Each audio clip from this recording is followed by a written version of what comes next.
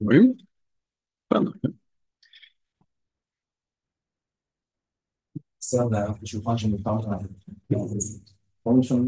טוב, אז קודם כל מחר בשיעור אני מדבר על עוד כמה עצות שמעבר למבחן עצמו. אתם באים מחר, נכון? כן. אז עוד כמה עצות שמעבר למבחן עצמו, מעבר להתעמקות בשאלות עצמן, יש כמה דברים חשובים, אבל היום אנחנו רק נפתור כמה שאלות מאתגרות מפה. טוב. אז בואו נתחיל, השאלה הראשונה היא סבבה, היא מעניינת. 27/6/23. אתה ממליץ ללכת כאילו מהכי קרוב אחורה? כן, אבל רק להתחיל מ-23, מאלה של 2023, כי ב-2024 זה היה חצי קורס כזה, בגלל מלחמה. 23 כאילו באחורה. כן. טוב, בואו נראה. בענף X הכמות של שיווי משקל היא 100 יחידות, עקומת הביקוש בענף קשיחה לחלוטין. זוכרים איך זה קשיחה לחלוטין? עומדת, בדיוק. הממשלה החליטה להטיל על היצרנים בענף מס בסך 10 שקלים על כל יחידה. זאת אומרת, אנחנו בתמונה כזאת, הביקוש קשיח לחלוטין, וזה ההיצע. ומה סיפרו לנו על השיווי משקל? הוא נותן 100 יחידות. 100 יחידות, נכון. עכשיו שאלה, כן. כבר עולה לי כאילו. מה? למה ההיצע לא מתחיל מראשית הציבור? לא משנה, אין לזה חשיבות. אין לזה חשיבות? שום תמיד זה חשיבות. מתחיל שום חשיבות.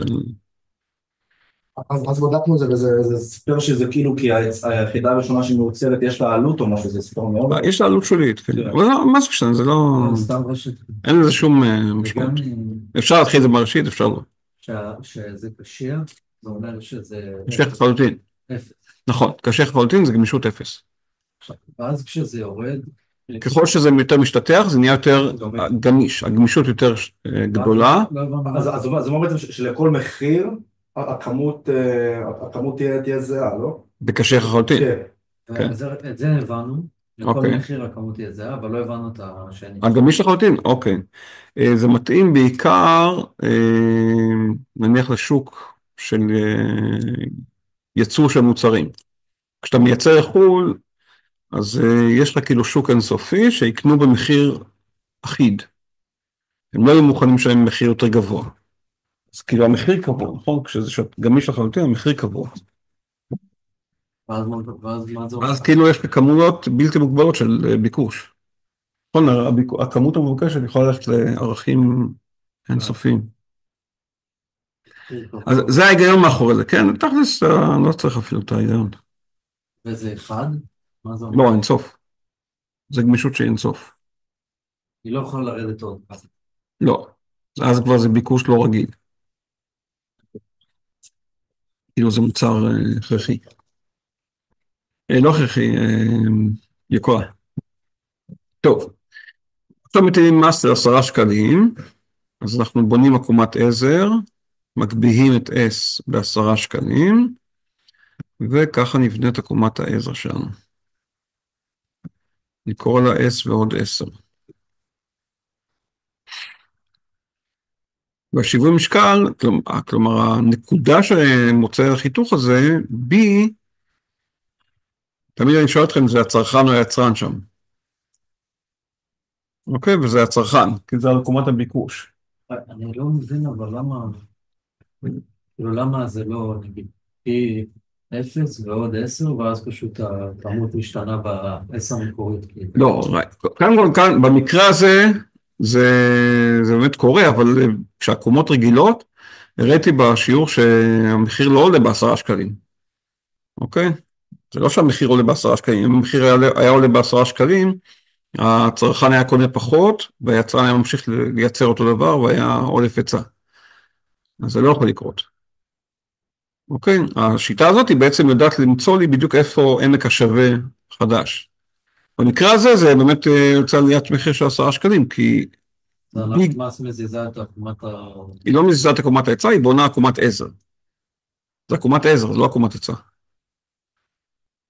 אוקיי, עקומה S ועוד 10 זה עקומת עזר, והיא חותכת את D בנקודה B. נקודה B זה נקודה שהצרכן נמצא. זה בעצם מתווסף ליצרן, כאילו... זה הצרכן. אה. אוקיי, זה המחיר שהצרכן משלם. אוקיי? הנקודה B על עקומת הביקוש, לא על עקומת ההיצע. כן. כל הדיון של מיסים זה היה עם עקומות עזר, מיסים וסובסידיות. כשאני יורד מ-B ב10 שקלים, אני מקבל את המחיר שהיצרן מקבל. נכון? כי אם הצרכן משלם מחיר מסוים, והממשלה לוקחת מס של 10 שקלים, אז היצרן מקבל פחות 10 שקלים. 10 שקלים פחות מ-B זה בדיוק הגובה של A. נכון? כי המרווח פה הוא 10 שקלים כמו לכל אורך הדרך. זה היתרון בבנייה של עקומת עזר הזאת. כלומר, בנקודה A אני רואה את המחיר החדש ליצרן, והמחיר החדש ליצרן הוא אותו מחיר, בדיוק. כלומר, מבחינת היצרן לא קרה שום שינוי. אז כל האפקט של המס זה שהצרכן בעצם משלם 10 שקלים יותר. הצרכן הוא היחיד שנפגע פה, לא? כן. היצרן לא מרגיש שום שינוי. טוב, מה הוא צריך לשלם 10 שקלים על כל יחידה. הצרכן משלם בפועל את כל 10 שקלים הנוספים. כן, אבל היצרן אומר, במקום שאני אשלם, אני אעלה את המחיר, את ההפרש שאני אשלם. כן, ואין לו בעיות לעלות את המחיר במקרה הזה, בגלל שהביקוש קשיח לחלוטין. זה שהביקוש קשיח לחלוטין, זה בעצם מה שמאפשר לו לעלות את המחיר בלי שהצרכנים יקנו פחות. אז הם קונים אותה כמות. אוקיי. אז מה קרה לעודף היצרן? לא השתנה. הוא לא השתנה, נכון? איפה השטח של עודף היצרן בתוך הציור הזה? איפה מה? השטח של עודף היצרן בציור. עודף היצרן? זה השטח שמעל ה-A, לא? רגע. היצרן נמצא בנקודה A, עודף היצרן זה כל השטח בין המחיר שהוא מקבל עד עקומת ההיצע. בסדר? זה PS. עודף היצרן? כן. נכון. אוקיי, אז קודם כל להגיד שעודף היצרן יקטן, זה לא נכון. עכשיו, מה תקבולי הממשלה מהמס? 10 שקלים כפול 100. כן. זה 1,000. זה נכון. א' לא נכונה בגלל ההתחלה, שאמרה שעודף היצרן יקטן, אבל הוא נשאר בדיוק אותו דבר.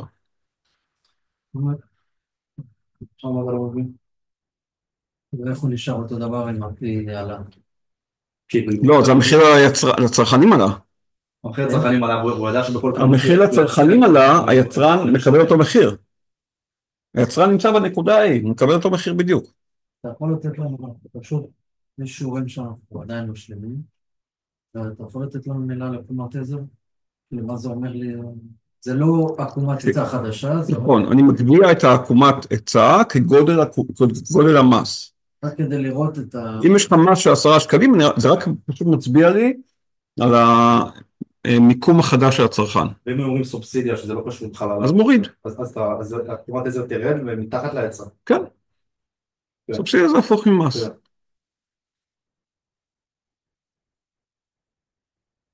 אוקיי, אז קודם כל,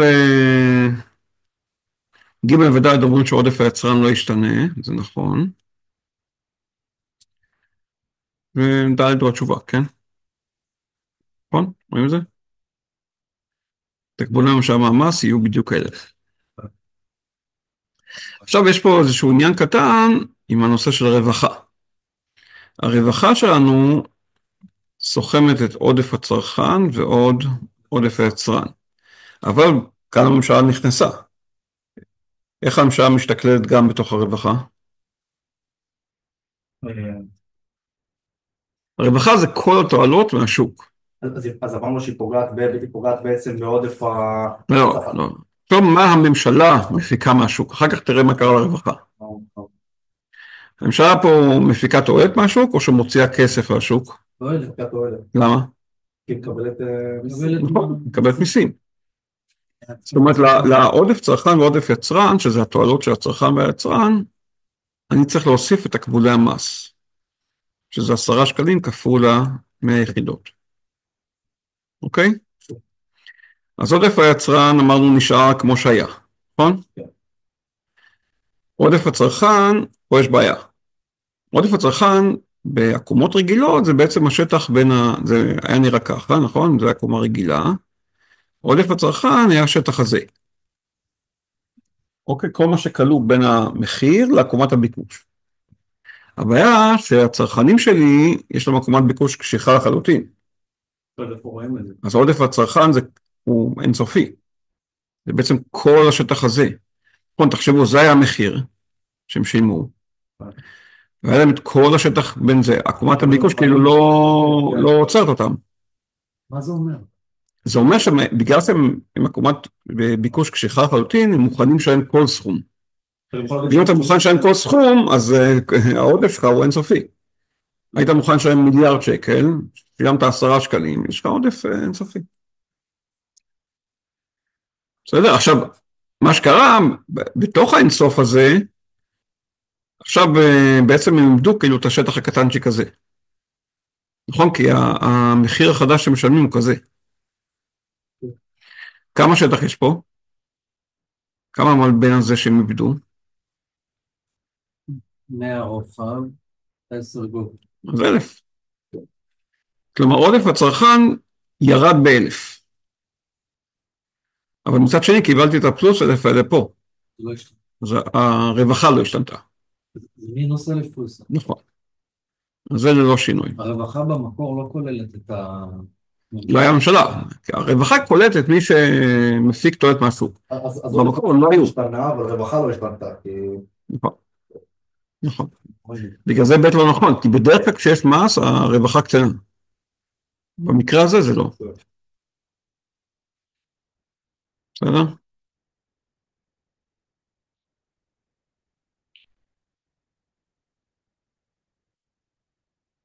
טוב, בוא נראה עוד שאלה כזאת. שאלה 2.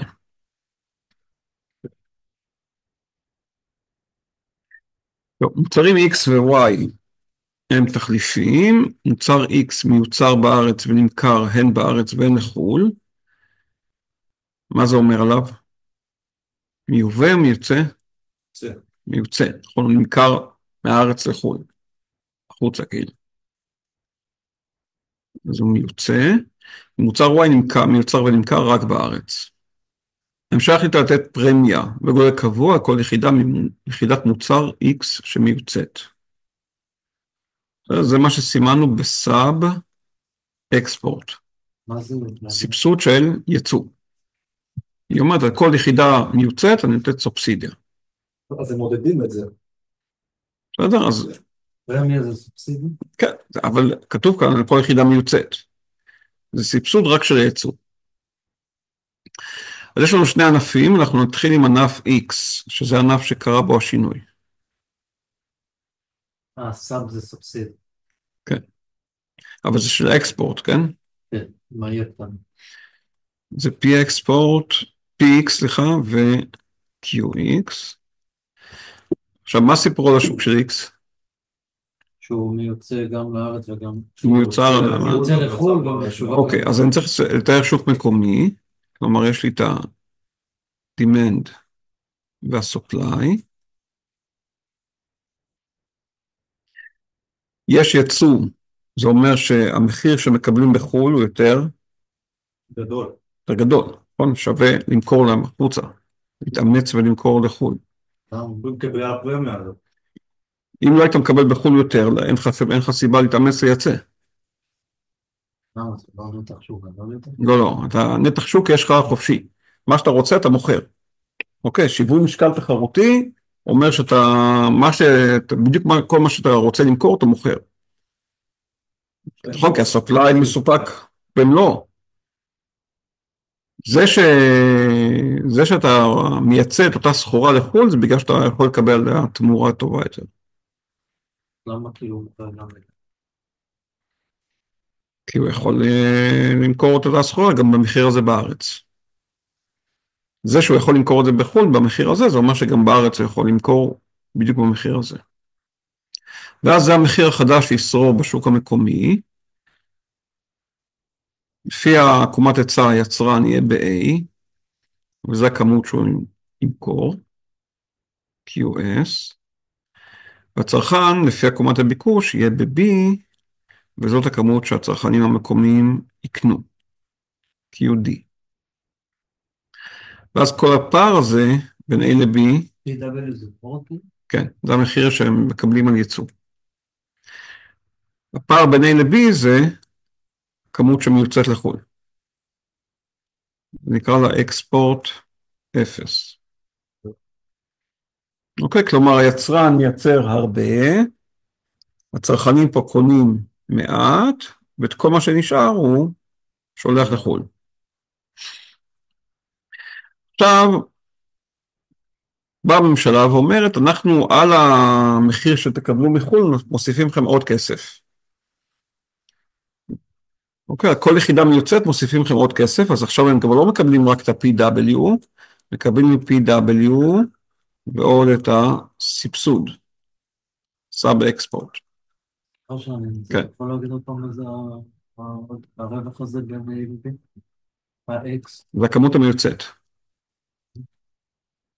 בסדר? היצרנים מייצרים הרבה, QS, הצרכנים קונים מעט בארץ, ואז את כל מה שנשאר ליצרנים ולא מכרו בארץ, הם הולכים לייצוא. מה? רק על המשולש? לא משולש, זה מרווח. מרווח. זה מרווח. זה לא שטח, זה רק מה... זה מרווח, בין QS ל-QD. אוקיי. אוקיי, זה הפער בין הכמות המיוצרת לכמות הנצרכת. ואז בעצם בעקבות הסבסוד, המחיר שהיצרנים מקבלים עולה, והם ידרשו את המחיר הזה גם בארץ. זה מקם את כולם במקומות חדשים. ואז הפער גם יגדל ב...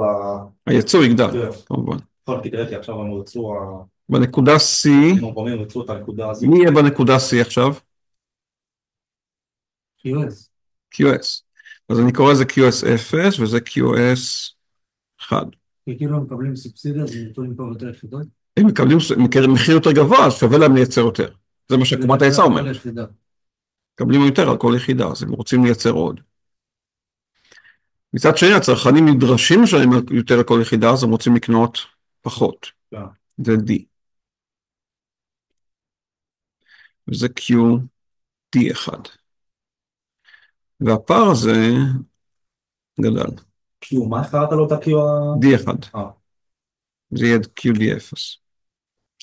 וזה האקספורט החדש. ועוד פעם, סליחה, כן. עוד פעם מה הרווח הזה אומר? הכמות המיוצאת. כל מה שהיצרנים המקומיים ייצרו ולא מכרו בארץ. אני יכול להסתכל על זה פשוט. לא, אבל אז אני תחזור. טוב. אז זה מה שקרה בשוק של X. עכשיו אני רוצה להסתכל על השוק של Y. למה שתהיה השפעה על השוק של Y? כי זה מוצר תחליפי. זה מוצרים תחליפיים. זה שזה מוצרים תחליפיים אומר שכשאחד מהם מתייקר, אז רוצים מהשני יותר. נכון, מוצרים תחליפיים, אם אחד מתייקר, הביקוש למוצר השני גדל. זה הפוך משנים. אז אני אומר שהמחיר, יותר קל לזכור תחליפי דווקא, נכון, כי זה מתחרה. אז אם המחיר שהצרכנים משלמים על X עלה, אז הצרכנים ירצו לקנות מ-Y, הדימנד ל-Y יעלה. נכון, אם X מתייקר, אז התחליף שלו יהיה יותר מבוקש. זה מספיק במבחן את השינויים האלה להראות כמו שאתה מראה פשוט? כן, זה קודם כל שאלה אמריקאית, אז לא יבדקו לך כלום, אבל אם זו שאלה פתוחה, אז אתה צריך בערך משהו כזה. כמה שאלות פתוחות? יש תמיד 6 שאלות אמריקאיות, אחר כך 4 טענות, ואז 2 שאלות גדולות של עקומת תמורה ושוק עבודה. אז מה קרה בשוק של Y? היה פעם את ה-demand, אתה גם פה מראה ישר את השינוי ולא ישר את התוצאה, כאילו. כן, ברור. היה demand ו-supply, והיה שיווי משקל בנקודה A. וכל השינוי שקרה פה זה שה-demand, מה קרה לו? מה זה עלה? הביקוש למוצר השני זז ימינה. ימינה. כלומר, אם זה D0, כאן יהיה D1. ואז השיווי משקל עובר פה לנקודה B. אז מה קרה למחיר של Y? לא מבין מתי הוא מתקדם על D, או מתי יש את חדשה. השינוי הזה, זה הקומה חדשה. מתקדם על D זה שינוי במחיר של Y עצמו. אוקיי? זה שמי הסתם בצוף החור. אם X יתייקר, זה שינוי של כל העקומה. יש עלייה של הביקוש כולו, לא של הכמות המבוקשת. אז המחיר של Y היה בהתחלה P0 ועלה ל-P1. והכמות עלתה גם כן מ-Q0 ל-Q1.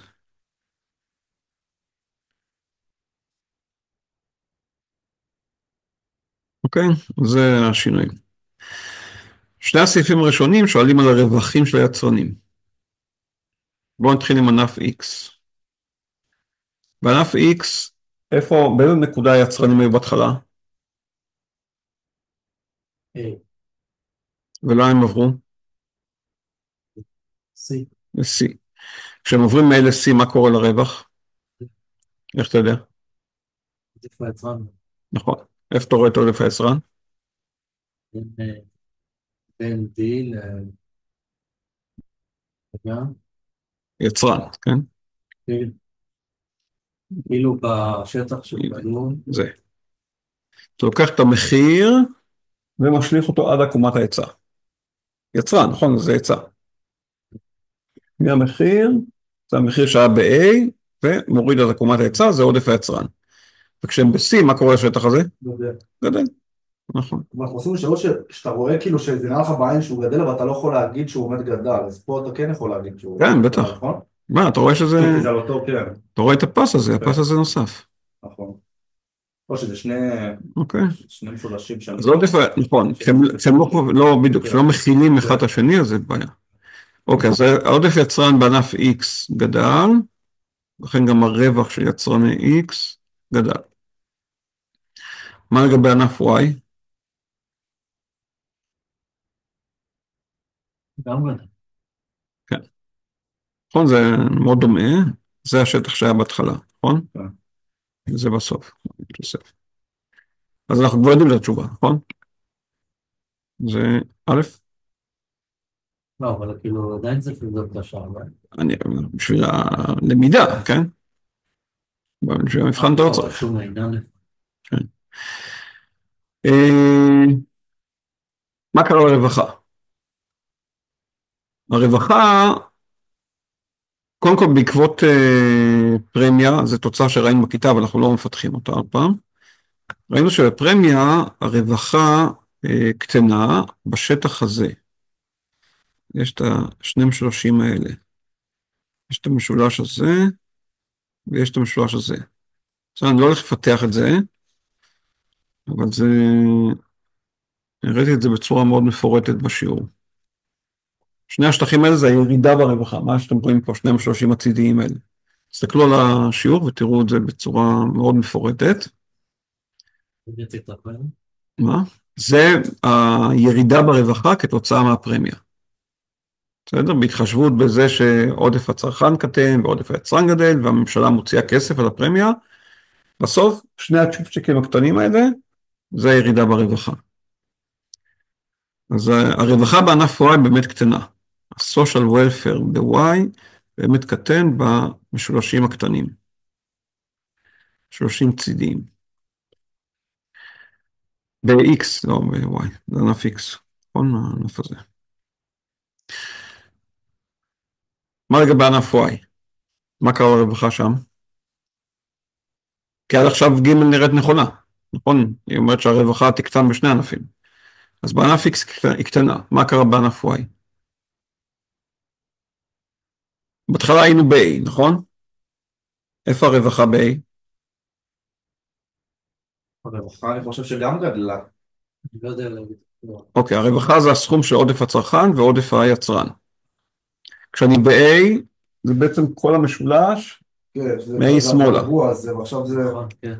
נכון? וכשאני ב-B, זה גדל. זה גדל. נכון, פעם זה היה כל המשולש הזה, ועכשיו התווסף כל השטח הזה. נכון, אז הרווחה בענף X, בענף Y, תגדל. בסדר? בגלל זה ג' נפלא. למה ד' נופלת?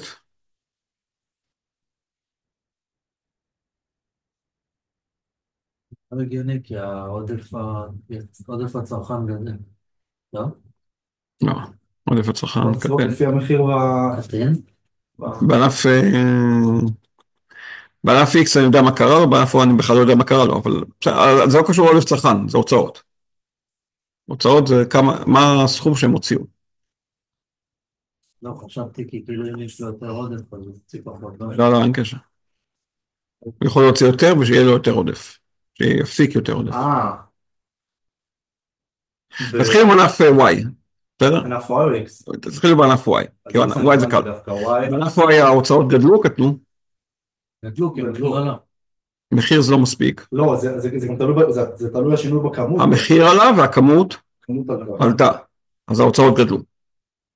בסדר? כן.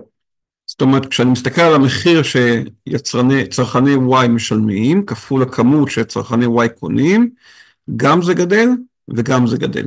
אז כל ההוצאה שלהם גדלה. אבל אם נגיד הכמות הייתה יורדת, היינו צריכים לדעת את היחס ביניהם, כן. מישרות למשל. אוקיי, מה קרה בענף X? איפה הצרכנים היו בהתחלה? בנקודות, בנקודה הראשונה, בהתחלה. באיזה נקודה הצרכנים היו בענף X? לא, מי היה? איזה... זה יצרן. הצרכנים היו ב-B. לאן הם עברו? ב-D, שם למעלה. כשהם עוברים מ-B ל-D, מה קרה למחיר? בכמות? בכמות ירדה. אז לא יודעים. אז בגלל שלא יודעים אפשר להגיד שכן. נכון. רגע, אבל אמרתם... רגע, מה אמרתם? שבגלל שהמחיר עלה והכמות ירדה, אתה לא יודע בכמה זה עלה או בכמה זה ירד. אז לא אמרת, אז אפשר להגיד שכן. לא, אז אי אפשר להגיד. אפשר להגיד שכן. אי אפשר להגיד. נכון. רגע, אבל מה דיברתם על היחס? הנה, במקרה הזה בדיוק. תסתכל. המחיר שהצרכנים, אני מסמן, המחיר שהצרכנים משלמים על X, מה קרה לו? עלה. עלה. הכמות שהצרכנים קונים מ-X ירדה. ואז אנחנו לא יודעים מה קורה, נכון? במקרה כזה בעצם אתה צריך לדעת מה היחס בין העלייה לירידה, בשביל להסיק מסקנה. אתה לא יודע, אין פה נתונים. אם זה היה מספרים, מה? אז היית יודע, אתה בודק מה השתנה. לא יהיה לך מספרים, אבל מה שיכולים כן להגיד לך זה מה גמישות הביקוש למשל. אם יגידו לך שגמישות הביקוש היא יותר מאחד, או מה שקוראים ביקוש גמיש, ביקוש גמיש אומר שמי שמשתנה יותר זה הכמות. הכמות היא דומיננטית בשינויים. בואו נכתוב לכם. אם הביקוש היה לא גמיש לחלוטין, כן? גמיש לחלוטין זה שזה שטוח. גמיש סתם זה שזה מעל אחד. ביקוש גמיש זה אומר Q דומיננטי. ואז כל הסיפור היה יורד. כלומר, שינוי בכמות היה דומיננטי ולוקח את כל הביטוי הזה למטה. כאילו, הכמות הייתה יורדת יותר... יותר מאשר המחיר עלה, כן. לעומת זאת, בביקוש קשיח, המחיר דומיננטי.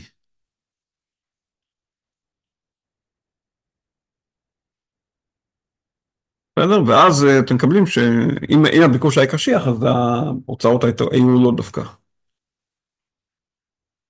רק לא הבנתי, כאילו מה זה נותן לי מהמספרים שהייתי יכול להגיד מה השיעור של השינוי? כן. אם היו מספרים, לא יהיו לך מספרים, כן? אז אל תהיה באזור הזה. מה שיגידו לך אולי, שיכול לעזור לך, זה אם הביקוש קשיח או גמיש. אוקיי, וביקוש גמיש זה אומר שה-Q דומיננטי, השינוי בכמות דומיננטי, ואז בשאלה שלך מה משפיע יותר, המחיר או הכמות, אז אתה יודע שהכמות. כלומר, מה שמושך יותר זה הכמות, ולכן הביטוי הולך למטה.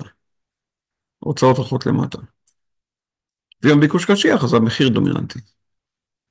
גם זה סביר להניח שלא ישאלו אתכם, דבר מאוד. אבל יכול להיות. יכול להיות שישאלו, אז זה הדבר היחידי שיהיה קשור לגמישויות שאולי יכולים לשאול עליו. בגדול זה משהו שהוא די מחוץ לגבול. טוב, יאללה, 3. 3 זה בעצם הנושא של הריביות.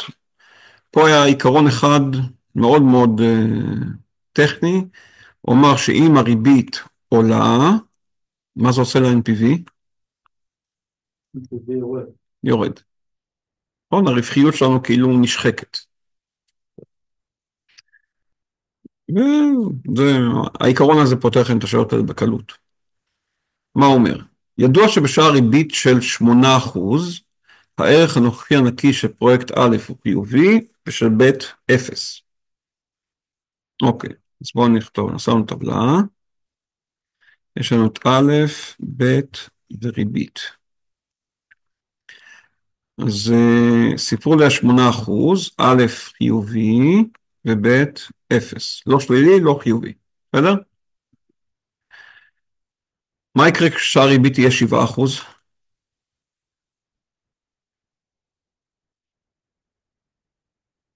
ה-NPV של א' יגדל. כשהריבית יורדת, NPV, רגע, מה ראשי תיבות NPV? Net Present Value. זה כאילו הרווחיות שלך על הפרויקט. הבנתי.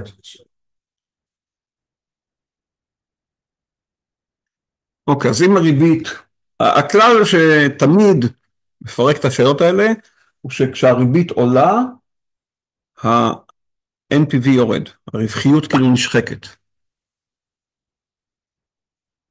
אבל כשאני זז מ-8% ל-7%, מה קורה לריבית? יורדת. אז מה יקרה ל-NPV? יגדל. אז אם באלף הוא היה חיובי ב-8%, אז ב-7% בטוח יהיה חיובי. אז פה פלוס. וב' אז מה הוא יהיה? מעל 0. חיובי. נכון. זה אומר שבשער ריבית של 7%, גם פרויקט א' כדאי, כי ה-NPV שלו חיובי, וגם ב'. רגע, מה זה אומר 0? יכול להיות מינוס? כן. 0 ינו ניטרלי. 0 זה לא חלב, לא בשר. מה זה אומר מינוס? שלילי, זה אומר שמה שתשקיע בפרויקט, לא תכסה עם כל מה שתקבל בעתיד. בסדר. בסדר, בדיוק. NPV זה כמו רווחיות, ממש, כמו רווחיות על פני הזמן.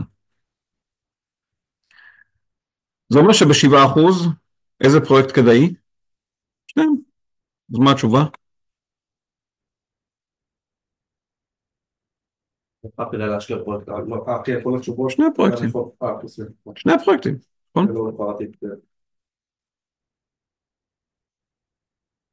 בסדר?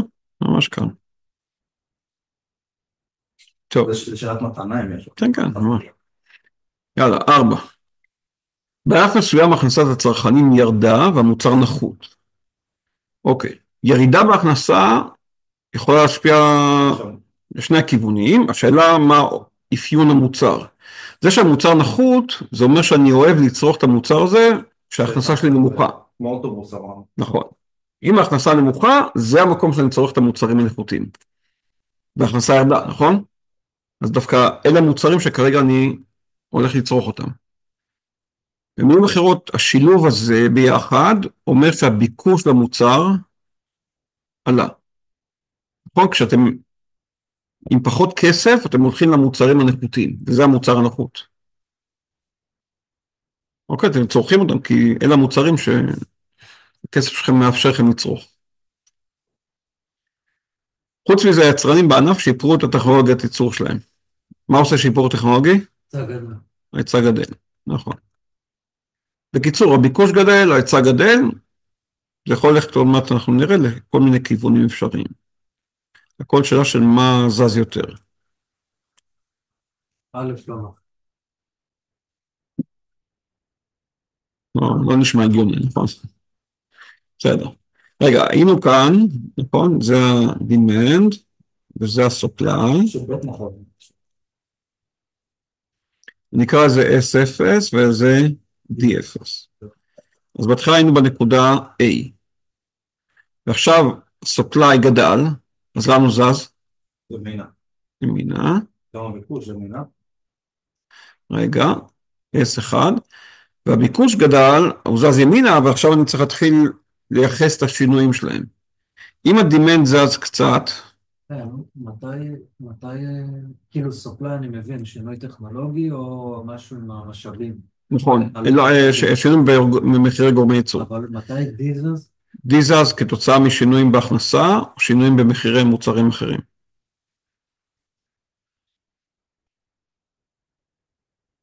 למשל, בשאלה של ה-X וה-Y, בואו נחזור שנייה אליה, שינוי במחירי מוצרים אחרים. דברים כאילו שקשורים אליו. כן, הנה זה, תסתכל על שאלה קודמת, שאלה 2. למה ה-demand ל-Y השתנה? בגלל שהמחיר של המוצר שקשור אליו השתנה. וזה התחליפים. נו, בסדר. שאלת למה הביקוש משתנה. ביקוש משתנה או כתוצאה משינוי בהכנסה, או כתוצאה משינוי במחירי מוצרים אחרים. נכון, פה הביקוש ל-Y השתנה בגלל הסיבה השנייה, שינוי במחיר של מוצר אחר. נכון? יכול לחדד לנו אחרי זה על השינוי בכמות לעומת הכמות המוצעת? שינוי בכמות, ביקוש, סליחה, לעומת... שינוי בביקוש לעומת שינוי בכמות המבוקשת. כן. שינוי בכמות המבוקשת זה תנועה על העקומה. כשאתה... זה, את המשפטים האלה אני לא מבין את המעבר. מתי, למה זה, למה... תנועה על העקומה נובעת מזה תחשוב, זה עקומת ביקוש, אתה זז על העקומה כשהמחיר זז. מחיר, הכמות היא התגובה למחיר.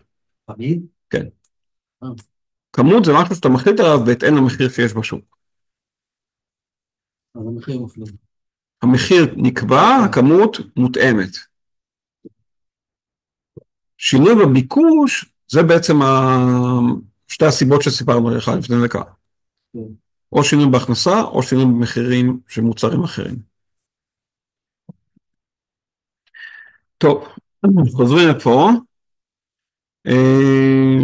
אז אפשרות אחת זה שהצדדים ייפגשו בנקודה הזאתי, B. נכון ש-S1 נפגשה עם D1, שתיהם זזו ימינה. מצד שני, יכול להיות שאנחנו עם תזוזה מאוד גדולה של D, כזאת היא ימינה. D2. אז זה המחיר שיכול להיות אותו דבר. נכון.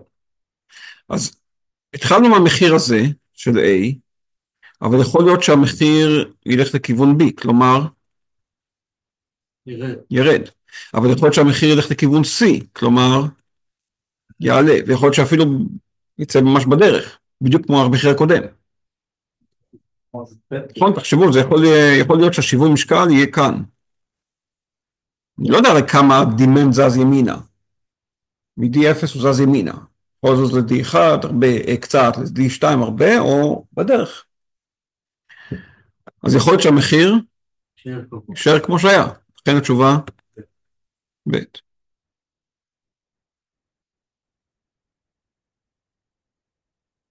למה ד' לא נכון? אתה לא יודע כמה הוא יזוז. אם המחיר יעלה... למה ד' לא נכון? סליחה, עליתי על א'. ייתכן שכמות שיווי משקל בענף לא תשתנה. כי הכמות בטוח תשתנה. מה יקרה לכמות? כמות עם ההיצע. תסתכלו על התוצאות. תסתכלו על התוצאות. היינו ב-A. היא תעלה בהכרח. נכון, היינו ב-A, או שנזוז ל-B, שזה כמות יותר גדולה, או שנזוז בכלל ל-C, שזה כמות הרבה הרבה יותר גדולה. נכון, אז זה כמות, אנחנו בטוח עולים. שני השינויים שההיצע עולה והדיבור שלי, אז תמיד גם הכמות עולה, נכון, נכון. בסדר, אז... כן, במקרה הזה כן, שההיצע לא בטוח. בדיוק, שני הכיוונים מושכים לאותו כיוון. שני העקומות, שתי העקומות מושכות לאותו כיוון. טוב. 5 זה עם השיבוץ של פתרתי שאלה אחת קרובה על בריחת מוחות, וכשיש בריחת מוחות ההיצע יורד, נכון? בהכרח. זה בשוק העבודה, אומרים שיש בריחת מוחות, אז ההיצע של נכון. מה, זה היה במבחן? לא. לא, אני קראתי איזה שאלה אחת. בתוך איזה קובץ תרגילים, לא... זה לא הסגנון של מבחן. טוב, במפעל מסוים משמש לייצור X, מפעילים 3 מכונות, א', ב', ג', לרשות המפעל יש 10 מכונות מסוג א', 20 ב', 10 ג' ו-79 עובדים. עכשיו צריך לשבץ העובדים. כן. בספר של הקורס יש מבחנים לדוגמה? לא. וגם אם יש, זה מיותר, מה שאתה צריך זה את העדכניות, זה באתר.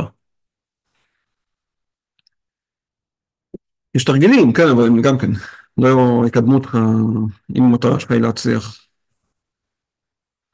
טוב, יש לנו 10 מכונות כאלה, 20 כאלה ו10 כאלה. תתחילו לשבץ את העובדים. איפה אתם מסיימים את הראשונים? קודם כל 20 עובדים ב-60 במכונה. אוקיי. אז מהעובד הראשון עד העובד ה-20, כל אחד במכונה מסוג ב'. נכון, יש לי 20 מכונות, שמתי עד עכשיו עובד בכל מכונה. אתה לא יודע, זה אני עדיף על עכשיו, אבל זה מאוד לא, קל. אני יודע, זה לא קשה, אבל אני... אוקיי, עד עכשיו שמתי בכל מכונה עובד אחד. בסדר? כל המכונות מסוג ב', כרגע יש בהם עובד אחד. כי הכי כדאי לשים את כל ה-20 שונים איפה שמפקיד הכי הרבה בסוף. כן, בכל שלב אתה שם איפה שהפסיקו הכי הרבה. כן, כן. אוקיי, מגיע העובד ה-21, מה כדאי לעשות איתו? 50 מכונה ג' בג', נכון? כי בג' הוא יתרום לי, 55. ובב'? 50. בב' הוא יתרום לך 18, באלף 50. נכון. כבר יש שם 60, נכון? אוקיי, אז זה מהעובד ה-21 עד העובד ה-30, נכון? כי יש לי 10 מכונות, משכפל את זה 10 פעמים. מה הבא בתור? א'. נכון? עדיף מאשר ג', כי בג' ניתן לי 45. אתה רואה את זה? כן, כן, אני מבין. אוקיי, סבבה. אז זה 31 עד 40. עכשיו בג', נכון? עכשיו, רגע, 50, 45, כן. נכון, זה הכי הרבה. 41 עד 50.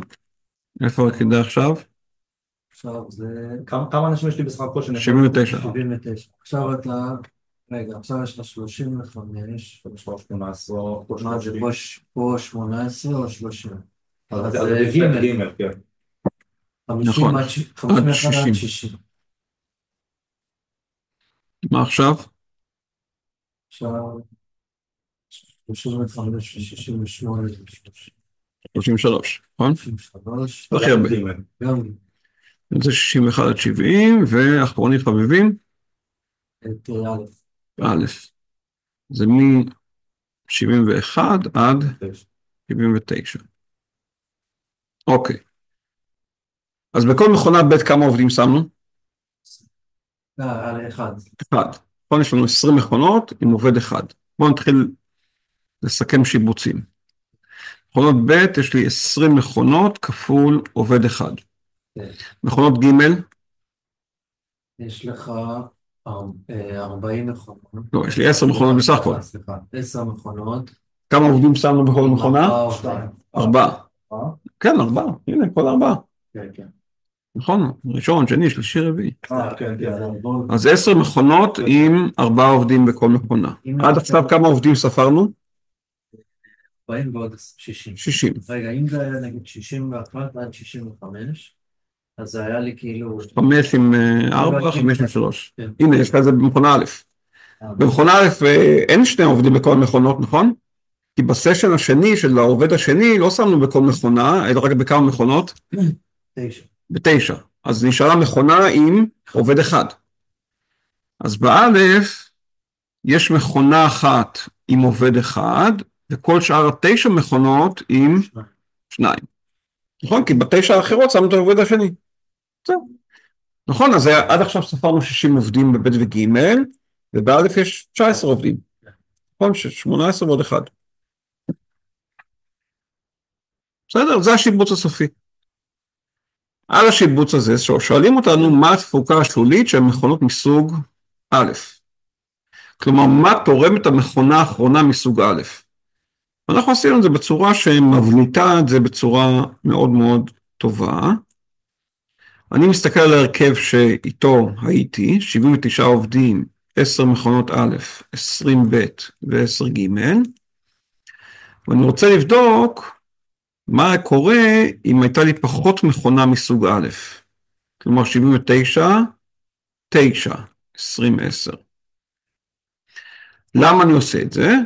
כי ככה אני אדע לבודד מה תרמה המכונה האחרונה מסוג א', כלומר המכונה העשירית. למה אני רוצה דווקא את התרומה של המכונה העשירית? כי זה מה ששואלים פה.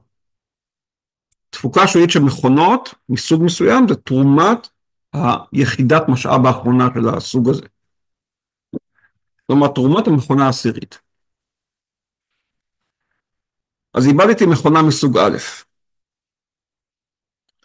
עכשיו, מכונות מסוג א', תסתכלו על הטבלה שעשינו פה, יש מכונה אחת עם עובד אחד, ויש 9 מכונות עם 2 עובדים.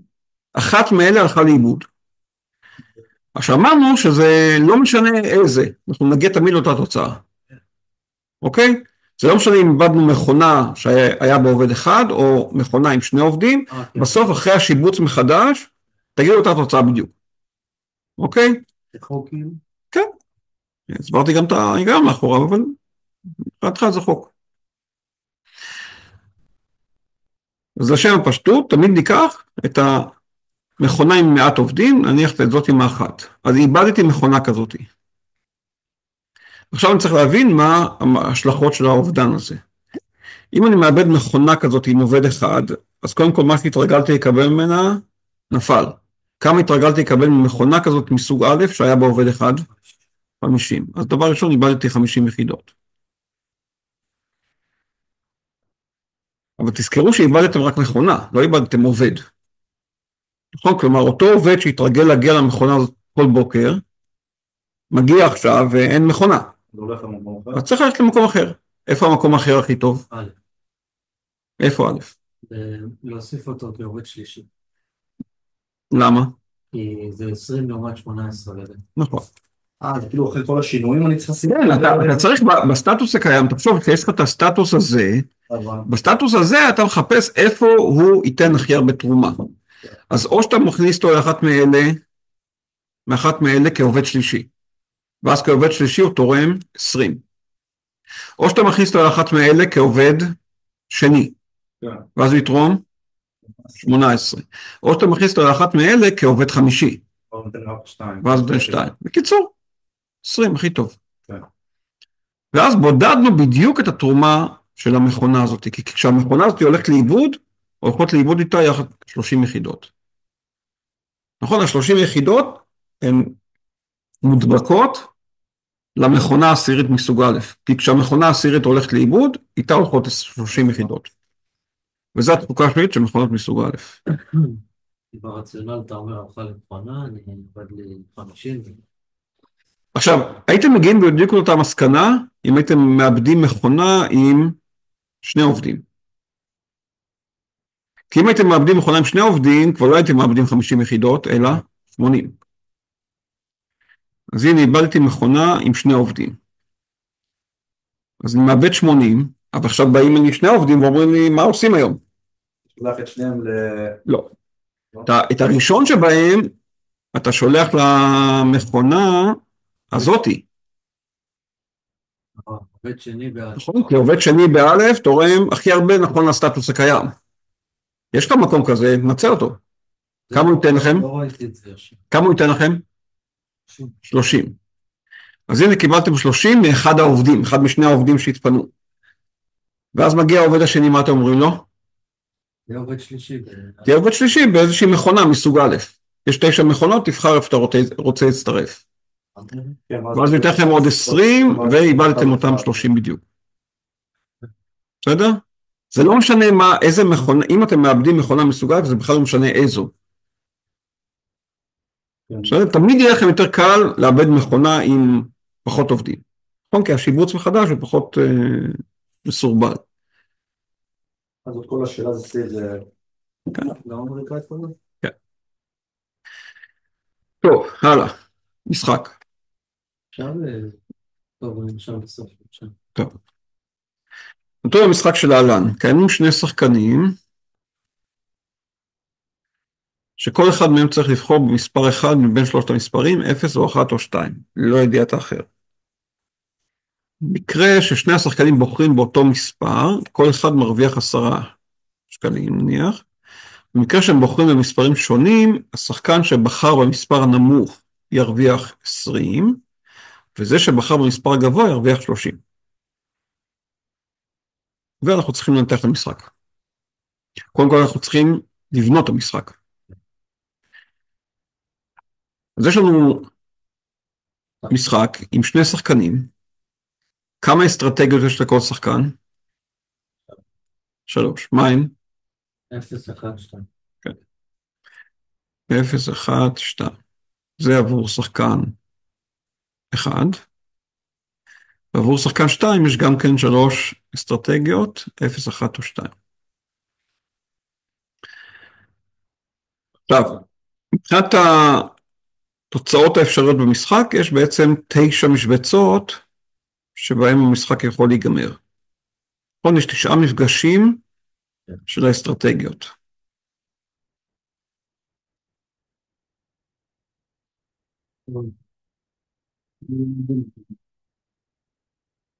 נכון, יש 9 מפגשים אפשריים.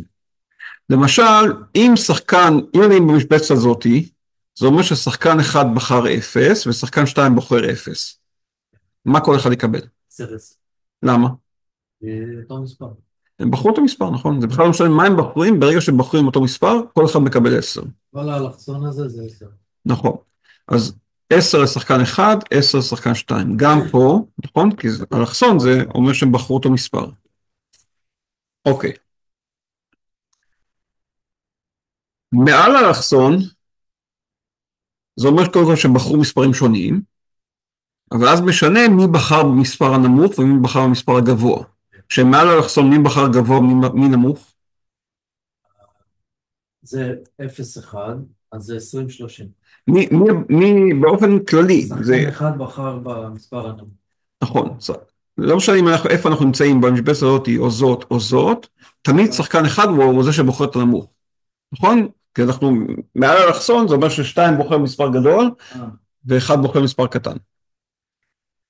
ואם זה המצב, אז מי שבחר את המספר הנמוך, הווה אומר שחקן אחד יקבל 20, ושחקן 2 יקבל 30. אז שלושת המשבצות האלה מלאות באותו זוג. 20-30, 20-30 ו-20-30. ומתחת לאלכסון בדיוק הפוך. כי מתחת לאלכסון, שחקן אחד הוא המספר הגבוה, ושחקן 2 הוא המספר הנמוך. זה 30. זה 30-20, בדיוק.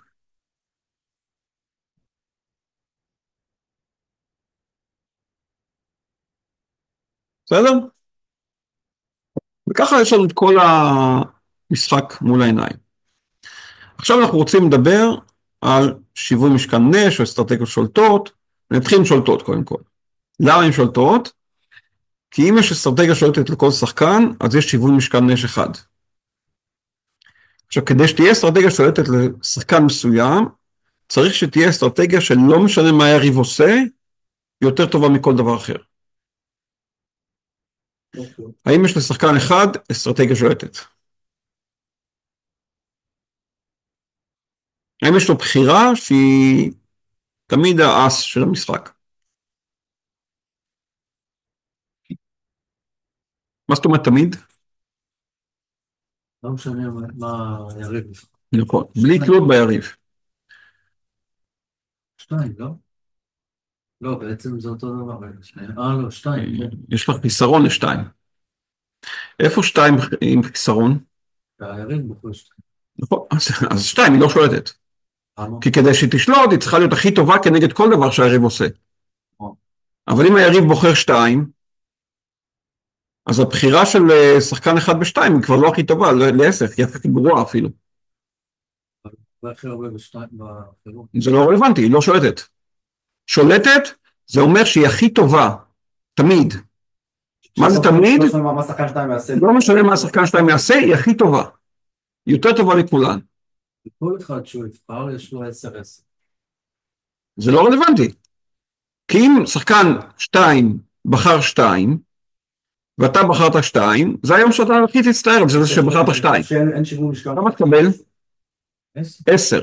ואז אתה אומר לעצמך, חבל שבחרתי 2. אם הייתי יודע שהוא בוחר 2, מה הייתי בוחר? 1 או 0. 1 או 0. אז 2 זה לא שולט. האסטרטגיה הזאת לא שולטת.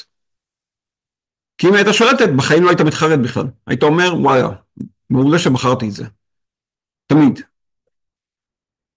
בקיצור, לשחקן אחד, אין אסטרטגיה שולטת בכלל.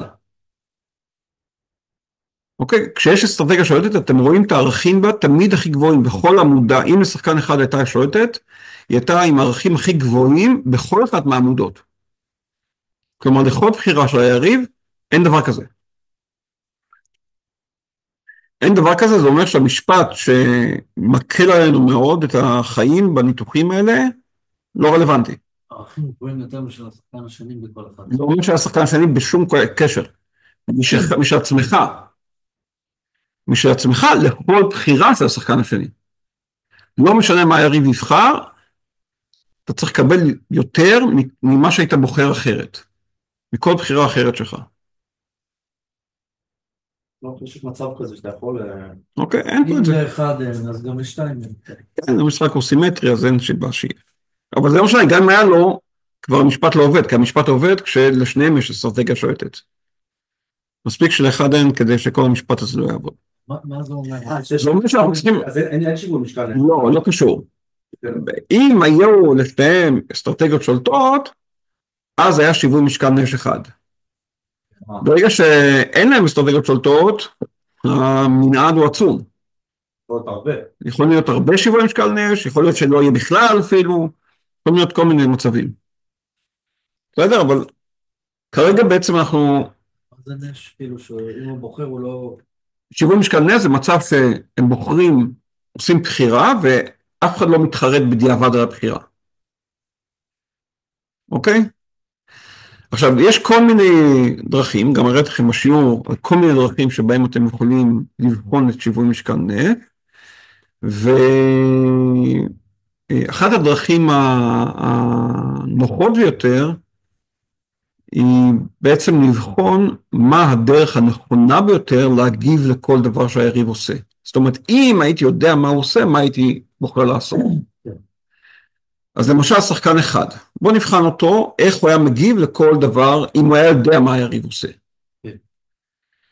אם שחקן אחד היה יודע שהיריב שלו יבחר באפס, מה הוא היה בוחר? או 1 או 2, כי בשניהם הוא מקבל 30. נכון? בסדר? תנו לי להקיף את הדבר הזה ואת הדבר הזה. אוקיי? זאת אומרת, לא יכול להיות למשל שיהיה שיווי משקל פה.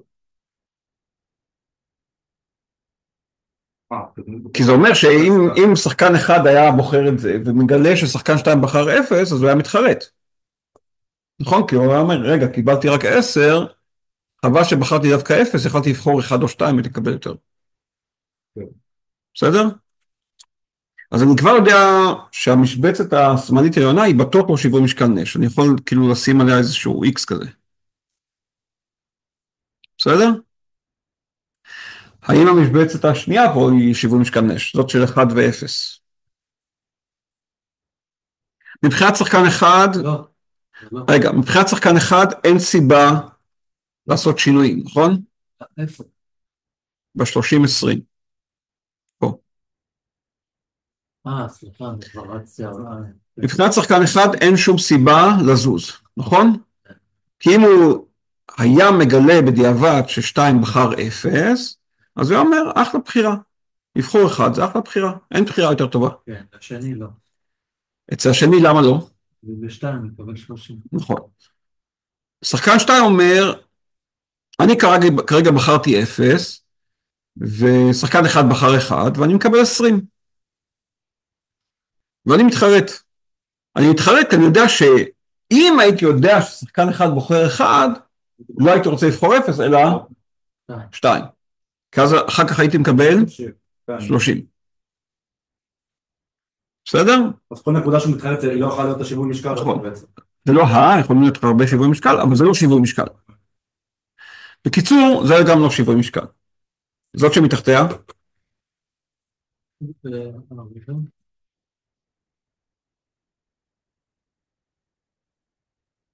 כן. כן. שיווי משקל. נכון, שחקן אחד, כבר ראינו שהוא לא מתחרט על זה שהוא מקבל 30 פה, אבל גם שחקן 2 לא מתחרט כי הוא מקבל 20. ואם הוא היה סוטה, הוא מקבל או 20 או 10. אז הוא לא יכול להרוויח מזה, לכן זה שיווי משקל. אז הנה שיווי משקל נש 1. אם אני עושה הכל עכשיו בהינתן שאני יודע מה 2 עושה, ההפוך שלו, גם ימצא לי את אותם שיווי משקל?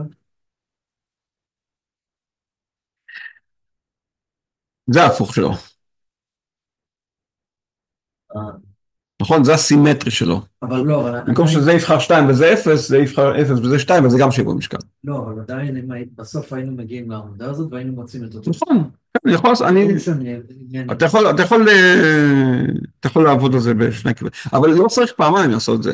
זהו, זה מה ש... כאילו מספיק לך להסתכל על שחקן אחד, מה הוא עושה כנגד כל דבר שהיריב שלו עושה, ואז לראות האם 2 גם שונים עם הבחירה הזאת. מה אחד עושה זה היה אותו דבר. כן, כן, היית מגיע לאותן מסקנות. אוקיי, אז אני לא אקפוץ לדבר הזה, רגע. אני רוצה לקפוץ לחיפוש של שיווי משקל בעמודה השנייה.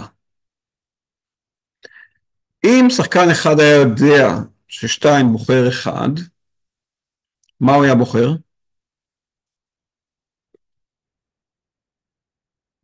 אם שחקן אחד היה יודע ששתיים בוחר אחד, מה אחד היה בוחר?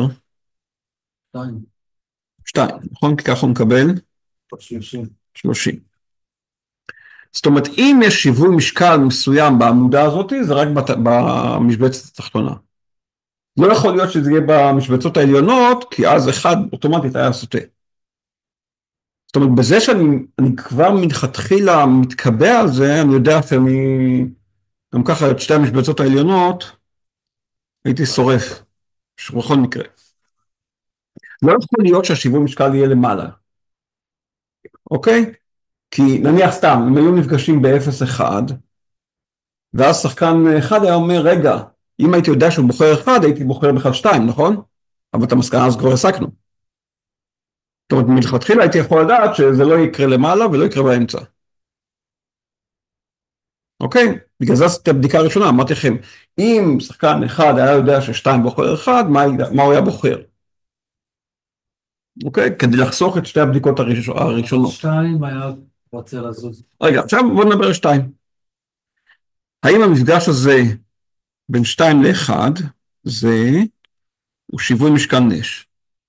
מבחינת 1 מיותר לי לבדוק, זה ברור שזה בסדר. מה מבחינת 2? לא. לאן הוא רוצה לסטות? 2, אם הוא היה יודע ששחקן אחד יבחר 2, כן. יבחר 2 גם, אז הוא היה בוחר... אם הוא בוחר 2 הוא מקבל 10, כרגע הוא מקבל 20. לא. לא, אין לו... אין לו אפשרות לשפר, נכון? א' וזה אותו דבר, אתה לא משנה. זה שיווי משקל. אוקיי? אז הנה עוד שיווי משקל. הבנת לנו? אוקיי, הבא בתור. הולכים לעמודה השלישית ובודקים איך אחד היה מגיב אופטימלית לבחירה הזאת של 2. מה הבחירות הכי טובות שהוא יכול להגיב לדבר הזה? 0 ו-1. כלומר, או פה, או פה. האם המפגש הזה הוא שיווי משקל נש? כן. כי שחקן אחד אנחנו יודעים שזו בחירה אופטימלית שלו. שחקן 2 כרגע מקבל 30. מיותר לחפש בכל הטבלה, כי אני יודע ש-30 זה המספר הכי גדול גם ככה. אז אין סיכוי שהוא יגיד, יש לי משהו יותר טוב, כי אין לו משהו יותר טוב בטבלה, בטח לא בשורה. זה אבל ש-0 ו-1, אם שחקן נבחר 0 ו-1 זה אותו דבר, זה כאילו בגלל שזה 20-30 זה נחשב אותו לא, בגלל שזה 20. בגלל שהוא מקבל פה 20 ופה 20. כן, אני מדבר על זה שזה... זה לא חייב להיות, אתה רואה, ב-30-20, 30-20 זה לא היה.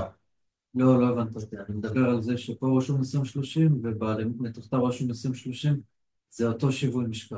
לא. שיווי משקל, יש אחד ששחקן אחד עושה 0 ושחקן 2 עושה 2, וזה שיווי משקל אחר. שחקן אחד עושה 1, שחקן 2 עושה 2. זה שיווי משקל נפרד. נכון, נוקטים באסטרטגיות אחרות. זה עדיין שיווי משקל. בקיצור, יש לנו פה עוד שני שיווי משקל, בסך הכל ספרנו כמה? וגם? ברור. עכשיו הוא אמר לך שאם הוא בוחר וזה. אז כמה שיווי משקל יש פה? 4? שאין פה.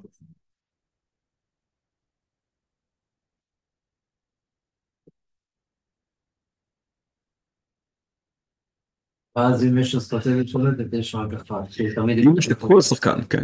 כן. נכון. ואז בדיוק, כל שחקן נבחר בה וזה. טוב, את כל הטענות פה אני לא עושה, זה מתחיל להיות... רגע, ואם יש לי אחד כן והשני לא, זה לא, אז אין שום תוצאה חד משמעית. ואז לעבור עוד... אז אתה צריך לעבור על כל אפשרות. אבל אני יכול לעבור... אתה יכול לעבור רק בשורה של השולטת של האחד. של השולט. כן, כי באחרות לא יהיו. באחרות לא יהיו. אם יש למישהו אסטרטגיה שולטת, זה קובייה אחת. לא, זו שורה יכולה להיות.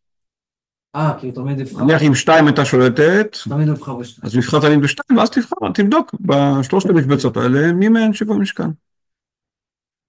טוב, זה אני לא עושה. את עקומת תמורה אני גם לא עושה, בסדר? למה? זה טכני מאוד. זה טכני. תחזרו על זה. מאוד טכני. תסתכלו בהקלטה. בסדר, זה... אבל זה אני כן רוצה לעשות. זה הנושא. כן. כל מבחן, השאלה הזאת של שאלה 12 היא 20 נקודות. באיזה נושא זה השאלה? נושא של יבוא, יצוא, מיסים, סובסידיות, וכל זה עם שוק העבודה. שוק העבודה, שטחים, רווחות, כל מה שאתה רוצה. שאלה פתוחה, גדולה, נראית אותו דבר כמו כל מבחן, והיא בודקת אם אתם יודעים לעבוד. טוב, יאללה. מוצר X מיוצר בארץ וגם מיובא מחו"ל, במחיר עולמי קבוע. המוצר מיוצר על ידי עובדים בלבד, וידוע שהיצע העובדים גמיש לחלוטין. כלומר שטוח. ידוע שבמצב ההתחלתי היצרנים המקומיים ייצרו 200 יחידות, והיקף היבוא היה 100 יחידות. כעת חל שינוי והיצע העבודה נהיה גמיש לחלוטין, אבל ברמת שכר גבוהה יותר. בסדר, כרגע בקריאה הראשונה אתם לא אמורים להבין מי נגד מי. בסדר? צעד צעד, נבין את הכל. אפשר לסרטט פה כבר במצב? ברור, אתה חייב לסרטט הכל. אני חשבתי שהייתי מסרטט את זה פה. חובה לסרטט פה, בלי סרטוטים אתם לא תראו כלום, ויותר מזה, כל השאלה מתמקדת סביב הסרטוטים. הכל. אוקיי? שמים לב? כן. הציגו גרפית, שמו את השינויים וכל הדברים האלה. אז סרטוטים פה זה כל סיפור. טוב, סרטוטים הם של שני שווקים, אחד זה שוק המוצר,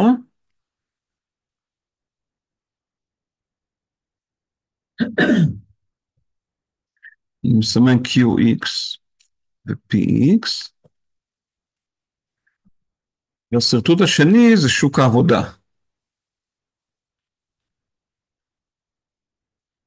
יש לי את השכר W ואת מספר העובדים L. מה סיפרו לי על שוק של מוצר? מדובר על שוק של מוצר שמיוצר בארץ ומיובא מחו"ל. אז אני מסרטט את הביקוש המקומי ואת ההיצע המקומי, וזה שיש יבוא זה אומר שקונים אותו מחו"ל במחיר נמוך יותר. נמוך יותר ממה? המקומי. איפה המקומי? השיווי משקל המקומי, כן? בסדר? רגע, שנייה. המוצר, הגרף של המוצר, הוא מראה גם את היבוא וגם את כן, גם את המקומי, ברור. לא, אבל ההיצע זה ההיצע של היצרנים המקומיים. הביקוש זה הביקוש של הצרכנים המקומיים. זה איך מבוטא פה. היבוא, המרווחים ביניהם, זה מה שאנחנו מסמנים. אבל כשאתה אמרת המחיר נמוך יותר, בחו"ל זה נמוך יותר מהמחיר של השיווי משקל המקומי. כן. נכון, זה השיווי משקל המקומי, זה שווה לי. בדיוק אחרת אין סיבה לייבא. אז זה המחיר של מוצר שמיובא מחו"ל. וזה המחיר שעכשיו בעקבות האפשרות לשלם אותו, גם ישרור בשוק המקומי. ואז אנחנו ממקמים במחיר הזה גם את הצרכנים, פה, בנקודה A.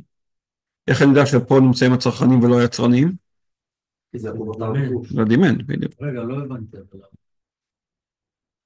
PW זה המחיר העולמי. נכון, והצרכנים יכתיבו את המחיר הזה גם בארץ. הם יגידו, אין סיבה שנשלם יותר, למה שנשלם יותר? זה כאילו מחיר מכירה, לא קנייה של הצרכנים. זה מחיר שהצרכנים קונים את המוצר מחו"ל. צריך למכור אותו ביותר. צרכנים לא מוכרים, צרכנים קונים. לא, יצרן. שירצו למכור ביותר, אף אחד לא יקנה מהם, יקנו מיבוא. למה שווה להם לייבא? מה הם מרוויחים? הצרכנים לא מרוויחים, הצרכנים קונים. לא, היצרן. היצרן לא מייבא. מי שמייבא זה הצרכן. לא, אני בראש שלי היצרן גם בארץ וגם מייבא מחו"ל. היצרן לא מייבא, היצרן מייצר. אוקיי, מי שמייבא זה צרכן. יש לך פה עכשיו כניסה של היבוא, ועכשיו כאילו הם רוצים בכלל... אז הצרכנים יודעים שהם יכולים לקנות מאמזון יותר בזול, אז הם קונים באמזון. ואז היצרנים המקומיים אומרים, רגע, למה אף אחד לא קונה ממני? כי כולם קונים באמזון יותר זול, אז מה אני אעשה? רגע, כשאתה אומר יבוא, זה האדם הפרטי יכול לקנות מאמזון, זה יבוא. ברור. אני דימנתי מישהו שקונה, מייבא מחו"ל ומוכר. לא, זה לא יבוא, זה יבואן. ויבואן הוא סך הכל מתווך, הוא כלום, הוא לא פונקציה בשוק בכלל. אין יבואן אצלנו, אין דבר כזה. יבואן זה מתווך, שגוזר עליך קופונים. טוב, יופי. בקיצור, מי ב-A? הצרכנים. לכן את הכמות שהם קונים, אני אסמן ב-Q, D. היצרנים צריכים להוריד את המחיר, אחרת אף אחד לא קונה מהם, נכון? הם מורידים את המחיר ל-PW, ואיפה אני רואה כמה הם מוכרים? PW, supply. אז הם בנקודה B, ומספקים את QS. אז הצרכנים קונים הרבה, הם קונים קצת מהתוצרת המקומית, את מה שמיוצר, ואת כל השאר מאיפה הם קונים? מהיבוא. כלומר, כל הפער הזה בין A ל-B, זה הכמות המיובאת. אני קורא לה import 0.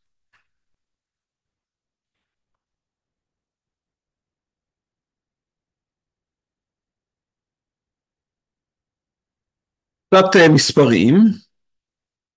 מה סיפרו פה?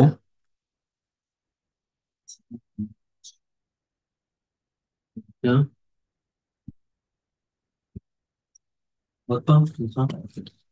מה סיפרו במשפט הזה?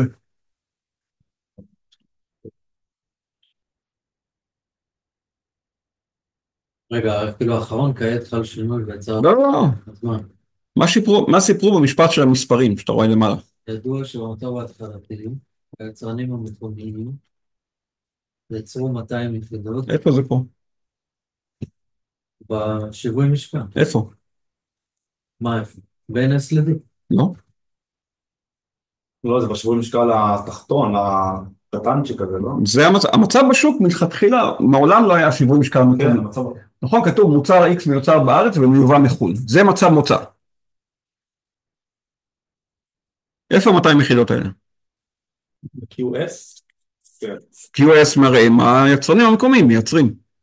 זה לאחר... לא שום לאחר, זה התחלה, מצב התחלתי. לכתחילה הם יבואו. זה 200. איפה 100? בגלל זה נראה לי מוזר. איפה 100? כן, זה לא... כיף היבוא זה ב-QD? לא. QD זה כמה צרכנים קונים. כן. אם היבוא 100 יחידות, והתוצרת הארץ זה 200 יחידות, כמה הם קונים בסך הכל? 300. אז מה זה 300? QD. זה 300. ההפרש זה 100. זה אימפורט 0. זה 100. בכוונה אתה אומר, אימפורט אפס, כאילו יש אחרי זה עוד אחד? יהיה, שינוי, עוד שנייה תראה.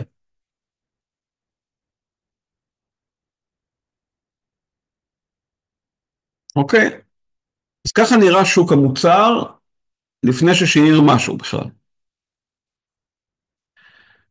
עכשיו אנחנו הולכים לשוק העבודה. מה סיפרו על שוק העבודה? איזה נתון רלוונטי?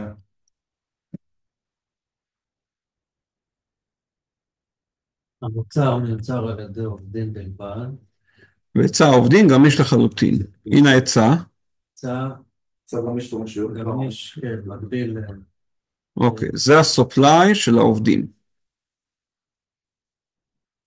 איך נראה ה-demand של העובדים? מקביל, לא? אוקיי, לא רואה כזה. למה? מה הקשר? זה הביקוש לעובדים. אוקיי, ככה נראה שוק העבודה. וזה השיווי משקל בשוק העבודה. בנקודה הזאת.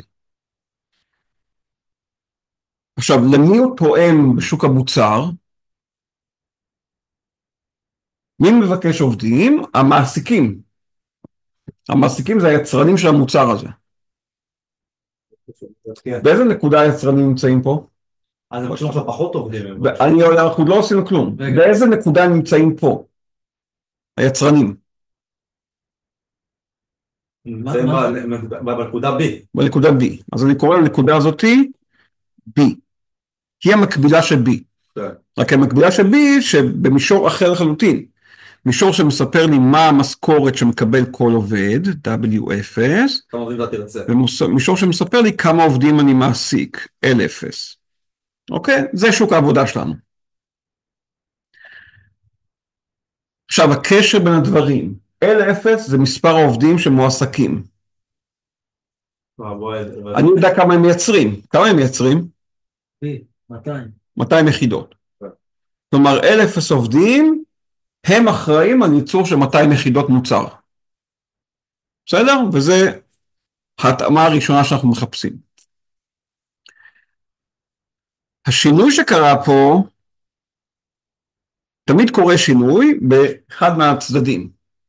באיזה מהצדדים הוא קרה? בצד הימני. בצד הימני, שוק העבודה. אוקיי? מה סיפרו על השינוי? ההיצע עכשיו נהיה גמיש לחלוטין. היה גמיש לחלוטין, נכון? רק שעכשיו הוא גמיש לחלוטין לא ברמת שכר של W0, אלא W1 שהוא יותר גבוה. אז הנה עקומת היצע חדשה של עבודה. SL, אני קורא לה SL0, וזאת SL1. זה קצת עקום, לא שטוח, אז אני מסדר אותו.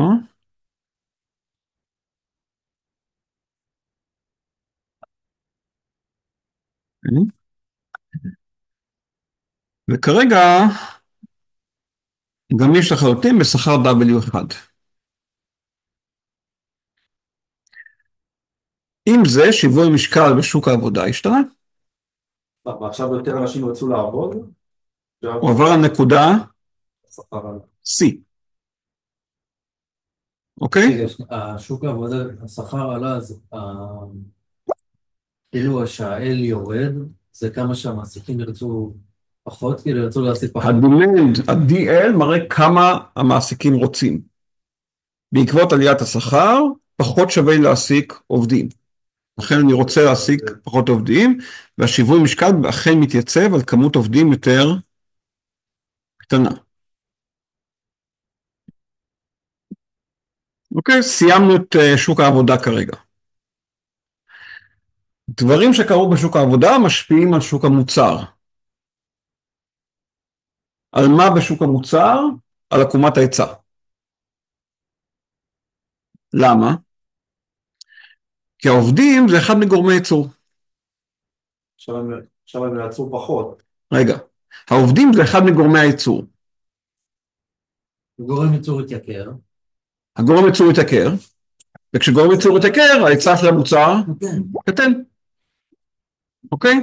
מה זאת אומרת גורם ייצור התייקר? השכר הוא המחיר של גורם הייצור, נכון? אם W עולה, ה-supply של X קטן. מה זאת אומרת קטן? מה קורה לעקומה S? תזוז שמאלה. תזוז שמאלה. אז קודם כל זאת קוראים לה מעכשיו S0, ויש עקומה עדכנית חדשה שקוראים לה S1. כי עכשיו היצרנים יגידו, אני רוצה להשיג פחות עובדים, ואם אני רוצה להשיג פחות... למה אני רוצה להשיג פחות עובדים? כי המחיר שלהם עלה. כן, כי המחיר שלהם למעשה כל אחד עלה, ואז בהכרח הם גם ייצרו פחות אחרי השינוי הזה, לא? כן. עכשיו, אתה חייב לראות הרמוניה מוקלטת בין התוצאות. בסדר? אתה רואה N1, קטן מ-L0, נכון? אתה צריך שבסופו של דבר, כשאתה תנתח את שוק המוצר, אתה תראה התאמה מוחלטת. אתה מעסיק פחות עובדים, הגיוני שאתה תייצר פחות. רגע, אז אמרת שדברים שהם קורים בשוק העבודה משפיעים על שוק המוצר? נכון, וגם בשוק המוצר משפיעים על שוק העבודה. ואז אם שוק המוצר זה מחיר המכירה. ואז אם אתה תייצר פחות, אתה גם תייבא יותר בעצם. כן. רגע, מה זאת אומרת במחיר המחיר? בשוק המוצר, אם מחיר המכירה משתנה, אז זה משפיע על הביקוש לעובדים. אם היצרנים מוכרים את המוצר ביותר יקר, אז הם רוצים יותר עובדים. נכון? זה הצד השני של ההשפעה. במקרה הזה זה לא יקרה. למה? כי כרגע כל מה שהשתנה זה לא ה-PW, נכון? PW נשאר אותו דבר. PW זה המחיר שהמוצר נמכר בחו"ל בכלל, כן? כלומר, מבחינת הצרכנים אין הבדל במצב. הם יודעים שהם יכולים לייבא את המוצר ב-PW, ועדיין אומרים ליצרנים, מי שרוצה שימכור לנו, אבל זה המחיר. אנחנו לא קונים במחיר יותר גבוה, כי אנחנו יודעים לייבא את המוצר במחיר הזה, אנחנו לא נשארים אגורה יותר מזה. אז בגלל זה השינוי גם לא יכול לעלות בדיוק, אז זה לא יכול לשנות את המחיר. ואז מה שקורה זה שבעצם היצרנים בסך הכל במקום להיות ב-B, עוצרים בנקודה C, הם עדיין מוכרים במחיר PW, רק עקומת ההיצע החדשה אומרת להם תעצרו בכמות קטנה יותר. זה הדבר לראש יכול לקרות להם, כאילו, נכון. לא? גם המחיר שלהם עכשיו אותו דבר, גם מוכרים פחות. בקיצור, אם זה QS0, זה QS1. עכשיו, כל מה שאני יודע על QS1 זה שהוא פחות מ-200. נכון? אני לא יודע עליו שום דבר נוסף. מה קרה לאימפורט, לכמות המיובאת? עלתה. במקום שזה יהיה בין A ל-B, זה בין A ל-C. C, נכון? אם מחיר המוצר עולה... אם מחיר המוצר עולה, הביקוש לעובדים עולה. עולה גם? כן. לא, המחיר של המוצר עלה? לא, באופן כללי חשבתי על מה שאמרת עכשיו, כי אני רואה ש... זה בדיוק העניין, אתה לא רואה את ההשפעה החוזרת, כי המחיר של המוצר נשאר אותו דבר. לא, אבל פה רשום... המחיר אותו דבר, PW, נכון? לא מקבלים מחיר אחר. אמרת מקודם. אם מחיר המוצר עולה, הביקוש לעובדים עולה. אוקיי, לא קרה פה. לא, כן, אמרת מקודם. רוב השאלות שפתרנו זה שמחיר המוצר השתנה, ואז הביקוש לעובדים השתנה, אבל זה לא מה שקורה פה. טוב. אוקיי, אז אני יודע שכמות המיובאת החדשה היא כבר לא 100, אלא?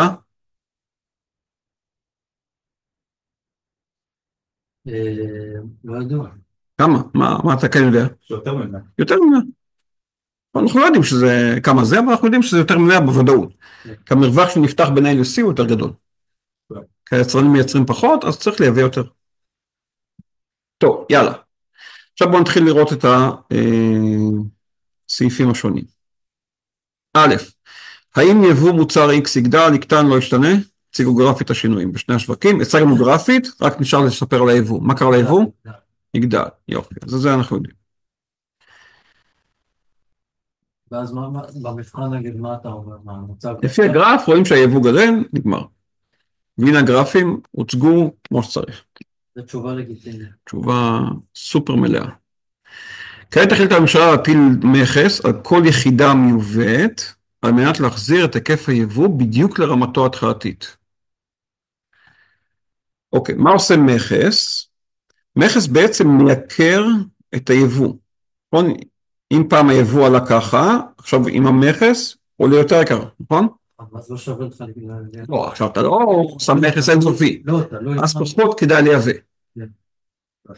מה המטרה של המכס? לעזור לה למכירה הפעם. לעזור לשוק המקומי. אוקיי, נכון, כאילו להגן על היצרנים המקומיים, כדי שלא ייפלו.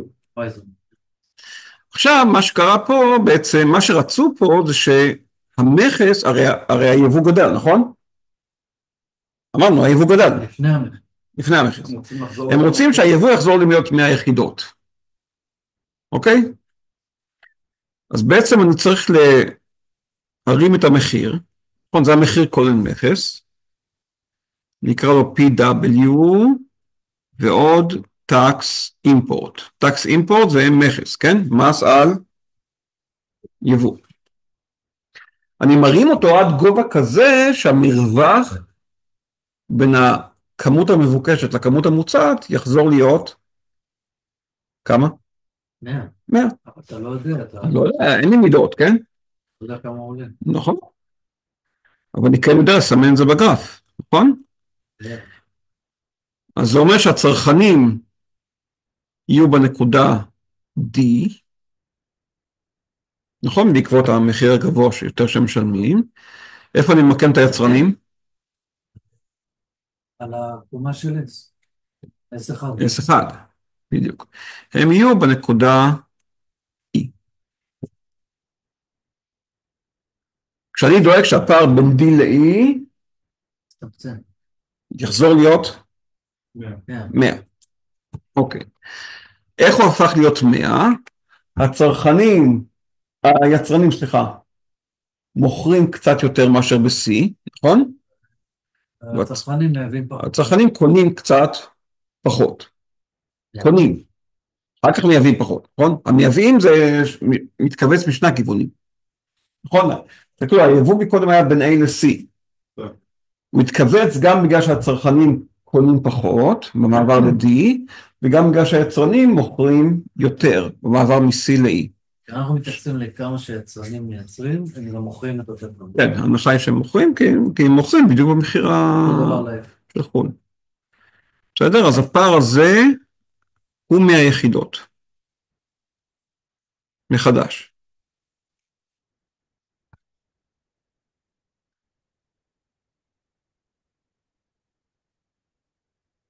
אוקיי.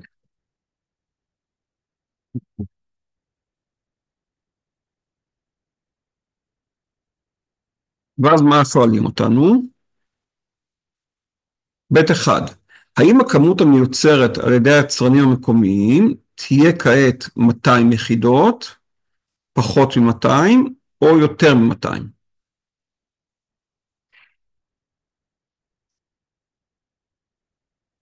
אז רק המסה של הכתבו לשאלה, עכשיו מתחילה.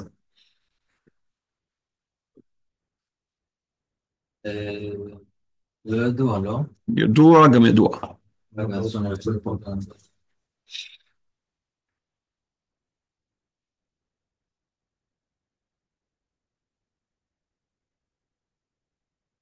אני יכול בקום. אם הכמות שהצרכנים צורכת ירדת קטנה, נכון? כן. אז כמה היא עכשיו? כמה היא הייתה? הייתה 300. אז כמה היא עכשיו? פחות מ-300. יופי, ואני צריך שהיצרנים יהיו במרווח של 100. אז כמה? פחות מ-200. זה כל הפתרון. בסדר? אפשר להגיד את זה עוד פעם? תגיד, אתה אמרת, אני לא חוזר. אתה אמרת את זה, ואמרת הכל, אני רק הכוונתי אותך. אם הצרכנים קונים פחות מ-300, ואני לא יודע בכלל לפצל. והיבוא הוא? והיבוא הוא 100. סימן שהיצרנים מייצרים? פחות מ-200. נכון, אם פה למשל, סתם מספרים, נניח שפה היית ב-290, אז כמה יצרנים מוכרים? רגע, 190. 190, נו, זה פחות 200, בטוח. כן. זה הכל. רגע, וזאת התשובה המילולית, זה מה שאמרנו. אתה יכול, אני אכתוב את ההסבר הזה כשאתה אמרת כרגע, בסדר? זה קל. לא עם המספרים. זה הכל בכזה מדויק, זה נורא קל. לא, אין פה דיוק, נכון? אתה לא יודע הרבה דברים בציור. אתה לא יכול לדייק, אין לך פונקציה, אין לך שום ביטוי. אוקיי, אז בואו נסביר את המסקנה. אז קודם כל פחות מ-200, נכון? זו התשובה הנכונה. ההסבר הוא כזה. דרך אגב, לא ביקשו להסביר, אבל אנחנו נסביר. שלח לנו. כן, כן, אני שם את זה בפורום.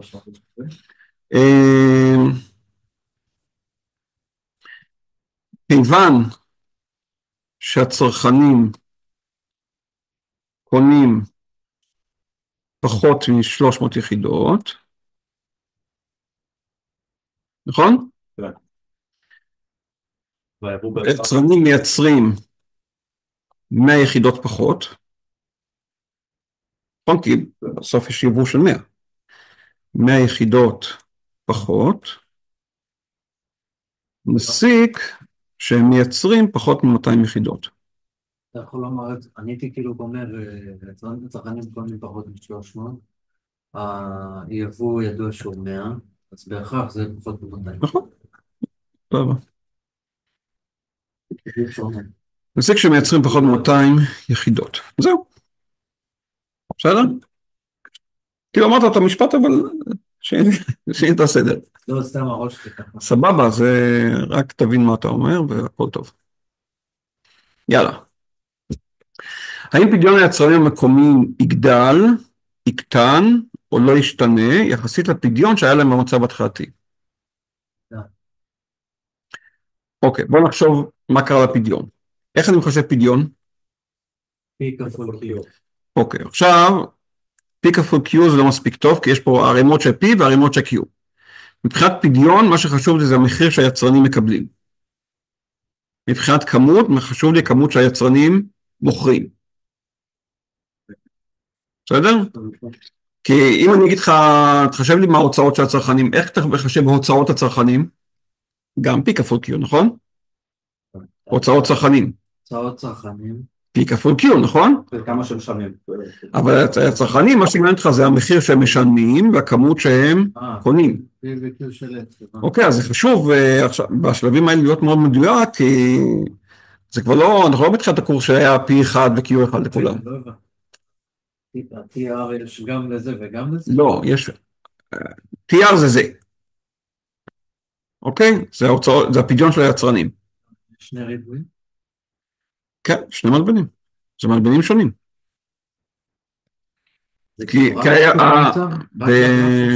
כן, אתה לא רואה את זה. אתה יכול לראות גם בשוק העבודה, אבל זה... אוקיי, מה קרה למחיר שהיצרנים מקבלים? עכשיו, זה יחסית לפדיון שהיה להם במצב התחלתי, כלומר, באיזה נקודה? US0. איזה נקודה? B. B. כלומר, איזה נקודות אני משווה עכשיו? בין B ל-E. בין B ל-E. נכון, E זה הנקודה החדשה של היצרנים, B זה הנקודה הראשונית. למה דווקא ל-B ולא ל-C? זה אחרי השינוי. נכון, כי מה שביקשו פה, זה יחסית לפדיון שהיה לפני השינוי בהיצע העובדים, נכון? זה היה ב-B. ו-PW זה שווה ערך ל-PS? PS מסבר על המחיר שהיצרנים מקבלים. בהתחלה הוא היה PW, בסוף הוא PW ועוד T אימפורט. זה אותו מושג. PS זה רק, זה הדרך שלנו להגיד כמה יצרנים מקבלים, איזה מחירים מקבלים. אוקיי, מה קרה למחיר שהיצרנים מקבלים? בין B ל-E? המחיר גדל. מה קרה לכמות שהיצרנים מוכרים? נשארה בדבר. מה הסקנו, סליחה, מה הסקנו בסעיף 1? ירד. היה 200, נכון? עכשיו, זה איתות מאוד מאוד מאוד מסוכן. על דבר, שמראה על דבר מאוד מסוכן, כי אם טעיתם בבית 1, טעיתם בבית 2. כי אם טעיתם בבית 1, נניח חשבתם שהכמות עלתה, אז אתם חושבים שהחץ הזה הוא כלפי מעלה, נכון? זאת אומרת, יש לכם טעות בבית 1, יש לכם טעות בבית 2. אתם בדרך לאובדן של 15 נקודות, אם אתם טעיתם בבית 1. בסדר? צריך מאוד מאוד להיזהר בזה. אז מה קרה לפדיון? אם המחיר עלה, והכמות, נתנה. אז מה יקרה? לא יודעים. אין תשובה אחרת. כל תשובה אחרת לא נכונה בכלל. תגידו לא ישתנה, טעיתם. תגידו גדל, טעיתם. כל האמירה שהיא חד משמעית פה, היא לא נכונה. אז לא ידוע, זו התשובה היחידה שנכונה. אבל זה מטעה אותנו. נכון. לא, השאלה. אני יודע, כתוב, הם נותנים רק 3 האופציות, נכון.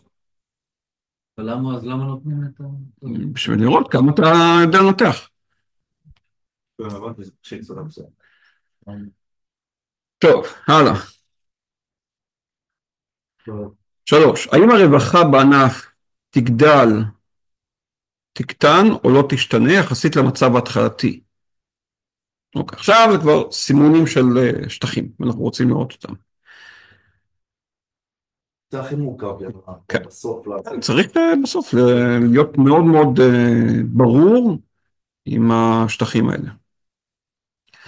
אוקיי, נתחיל מהמצב הראשוני. המצב הראשוני, היינו עם השטח הזה של הרווחה. נסמן אותו, ואז נראה אותו מתפרק לגורמים.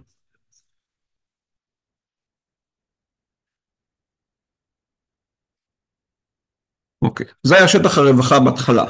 למה? בהתחלה, איפה הצרכן היה? באיזה נקודה? היי. A. אז איפה עודף הצרכן? איפה השטח של עודף הצרכן? S0 מ-A, הקו של A, מעלה עד עקומת הביקוש. עודף צרכן, כן? כלומר, כל המשולש התכלת עליון הוא מה? זה בלי השפיץ פשוט. כל המשולש התכלת עליון מה הוא? עודף הצרכן. עודף הצרכן. אבל אנחנו רוצים לסמן רווחה. בגלל זה גם יש עוד שפיץ קטנצ'יק, נכון? כן. כי איפה היצרן? באיזה נקודה? B. ב-B. וכשהיצרן ב-B, איפה עודף היצרן? מהמחיר עד ל-S. כלומר, בציור איפה זה? מ-B, רגע, עד ל-S0, זה בין PW ל-B, נכון, משולש הקטנצ'יק, פיץ הזה, נכון? ואז ביחד שני השטחים האלה יוצרים את החץ הזה, נכון? וזאת הרווחה.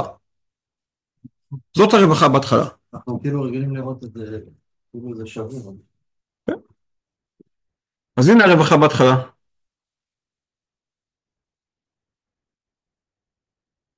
כל השטח הזה. מה קורה במצב החדש? במצב החדש, יש לנו, רגע, קודם כל מי נמנע ברווחה במצב החדש?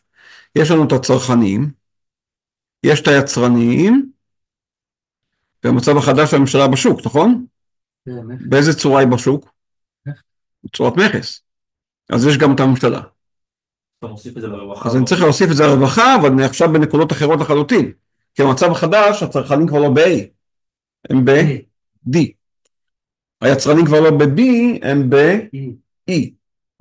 והממשלה שלנו מקבלת כסף. אז בואו נראה מה אנחנו יודעים להגיד במצב החדש. אפשר להגיד משהו? מה? אני מקבל את ההפרש בין PW ו-T import ל-D. PW? כן, שזה T-import. אבל זה על יחידה. תכפיל את זה במספר היחידות המיובאות. עוד מעט תראו את זה. אז קודם כל אני רוצה את עודף הצרכן ועודף היצרן. בסדר? נתחיל מהם. אז אני עוד פעם מתחיל למעלה,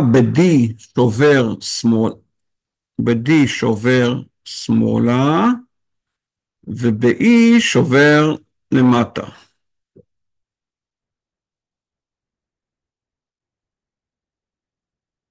עכשיו אני אסדר את זה קצת כדי שזה יבלוט בשטח.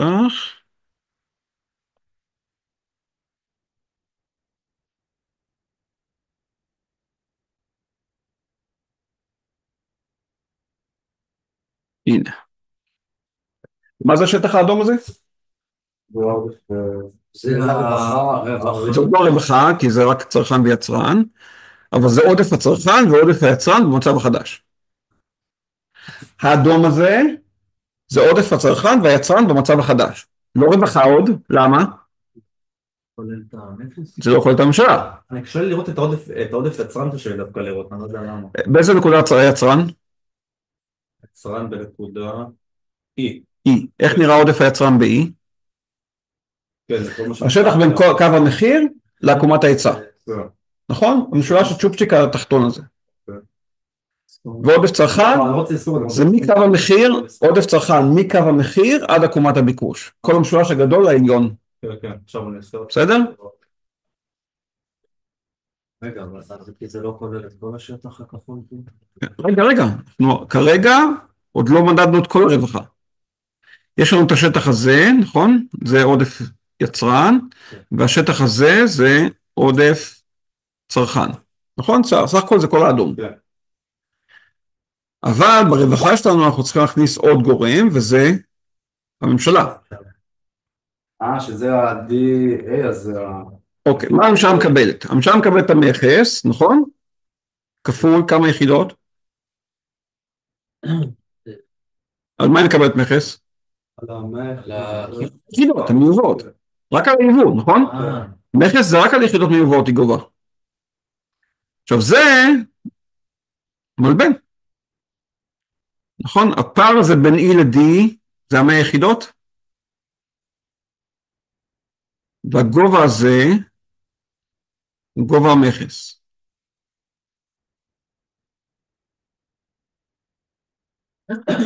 זה אותו צריך להחסים לרווחה או שהם נספים לרווחה? השאלה אם זה תועלת למישהו או עלות למישהו. זה עלות למישהו? לא, זה תועלת. זה תועלת לממשלה.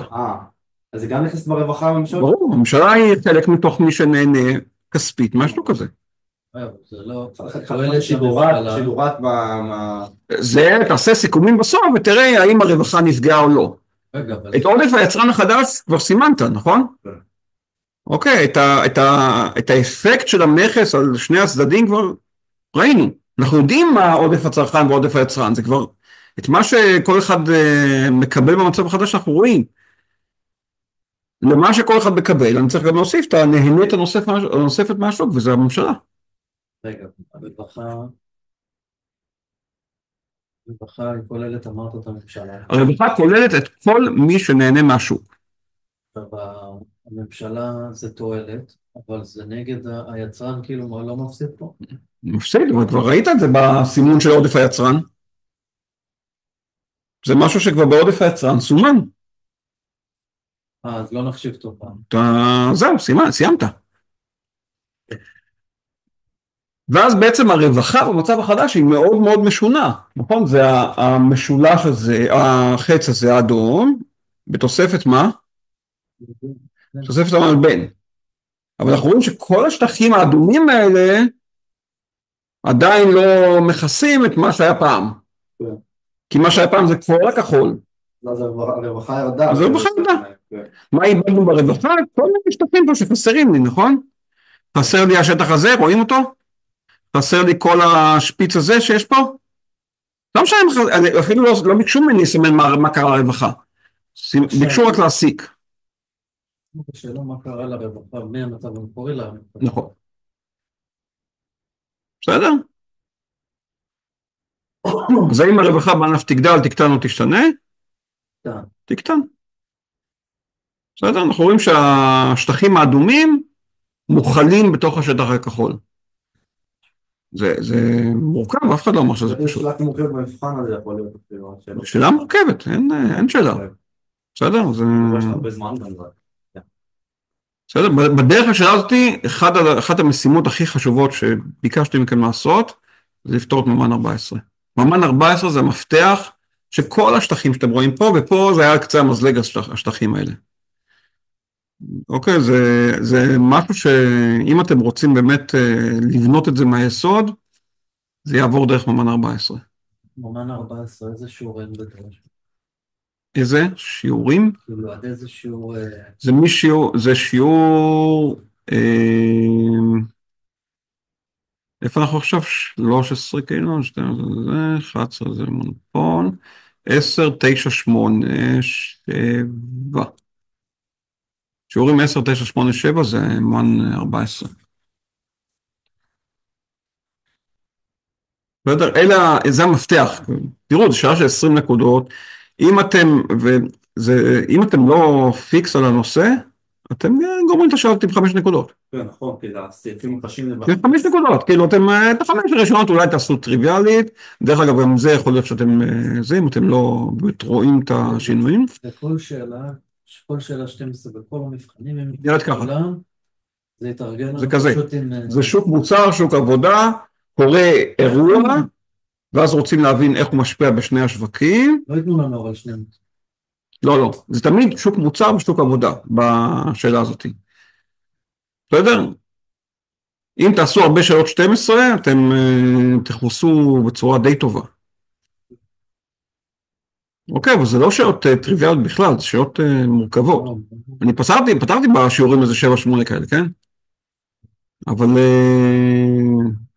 עדיין, כשאתם עושים את זה, זה עליית המדרגה המשמעותית. אז בכלל לא ביקשו, סתם לצורך העניין, מה זה השטחים האמיתיים? זה האובדן רווחה.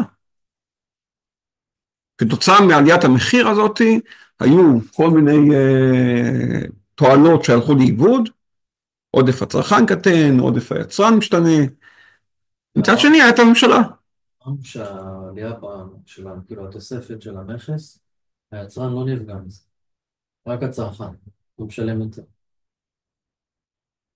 כן, אבל קח בחשבון שזה שולב, יחד עם זה שעקומת ההיצע זזה שמאלה. נכון, ה-S זזה שמאלה. בגלל השכר וכל זה. אבל אם לא... אז הרבבנו פה הרבה דברים. אז אם לא, אז היצרן היה מבסוט. הוא לא נפגע מזה ולא מרוויח. נהנה, בטח. כי המכס גורם לזה שהוא יכול לדרוש מחיר יותר גבוה. כי הצרכנים משלמים על יבוא יותר. המכס טוב ליצרנים, אתה אמרת את זה גם קודם. נכון, המכס בא להגן על הייצור המקומי. אתה אומר כל כך הרבה משפטים. אתה אומר הרבה משפטים, ואתה... המכס בא להגן. בא להגן על היצרנים המקומיים. מפני המתחרים שלהם. מי זה המתחרים שלהם? היצרנים בחו"ל. בדיוק.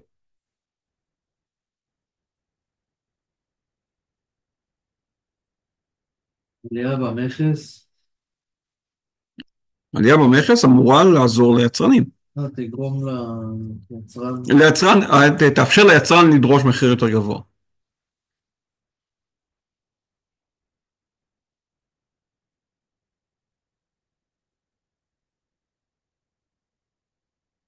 ואז אבל הצרכנים... הצרכנים מוכנים שלהם. כי לא שווה להם לייבא. נכון, הצרכנים מוכנים שלהם מחיר יותר גבוה, כי גם על מכס הם משלמים יותר. זה בדיוק הטריק. נו. אספתי את המוצרים, באמת זה יעזור. ושאלת המכס? אז אתה מגיע למשלוח והמכס וכל זה. אז יתווסף לך עוד איזה $100. זה לא שווה. נכון. באמזון מוסיפים את זה אוטומטית. הם מוסיפים את המכס והמשלוח. הבעיה שהם מוסיפים גם מכס על המשלוח. יש להם שם באג בתקציב. זאת אומרת, אם יוצא לך משלוח, אם המשלוח מעביר את $75, עד $75 זה בלי מכס. כן. אם המכס... מי מרוויח? משלוח לא הולך לאף, לא הולך. נכון, אבל יש להם באג שם. בעיקרון, בדרך כלל לא אמורים להכניס את המשלוח בתוך המחיר של המוצר. כאילו אמורים להכניס את המחיר ככה. דרך אגב, במכוניות למשל מכניסים. זה MVP, זה לא לזה? לא יעזור לך, כי אתה תשלח את זה לארץ. הם יחשבו את זה לפי יעד המשלוח. זה לא יעזור לך. לא, במחיר של המוצרים. כן, יש פה כל מיני, אם אתה בא מתוך מדינה אחרת, לפעמים ייתנו לך מחירים אחרים. אבל מה, הם מפגרים, הם ראו שאני מזמין להם. בסדר, אז מה? מישראל אתה יכול להזמין לטורקיה? אתה יכול להזמין מה שאתה רוצה.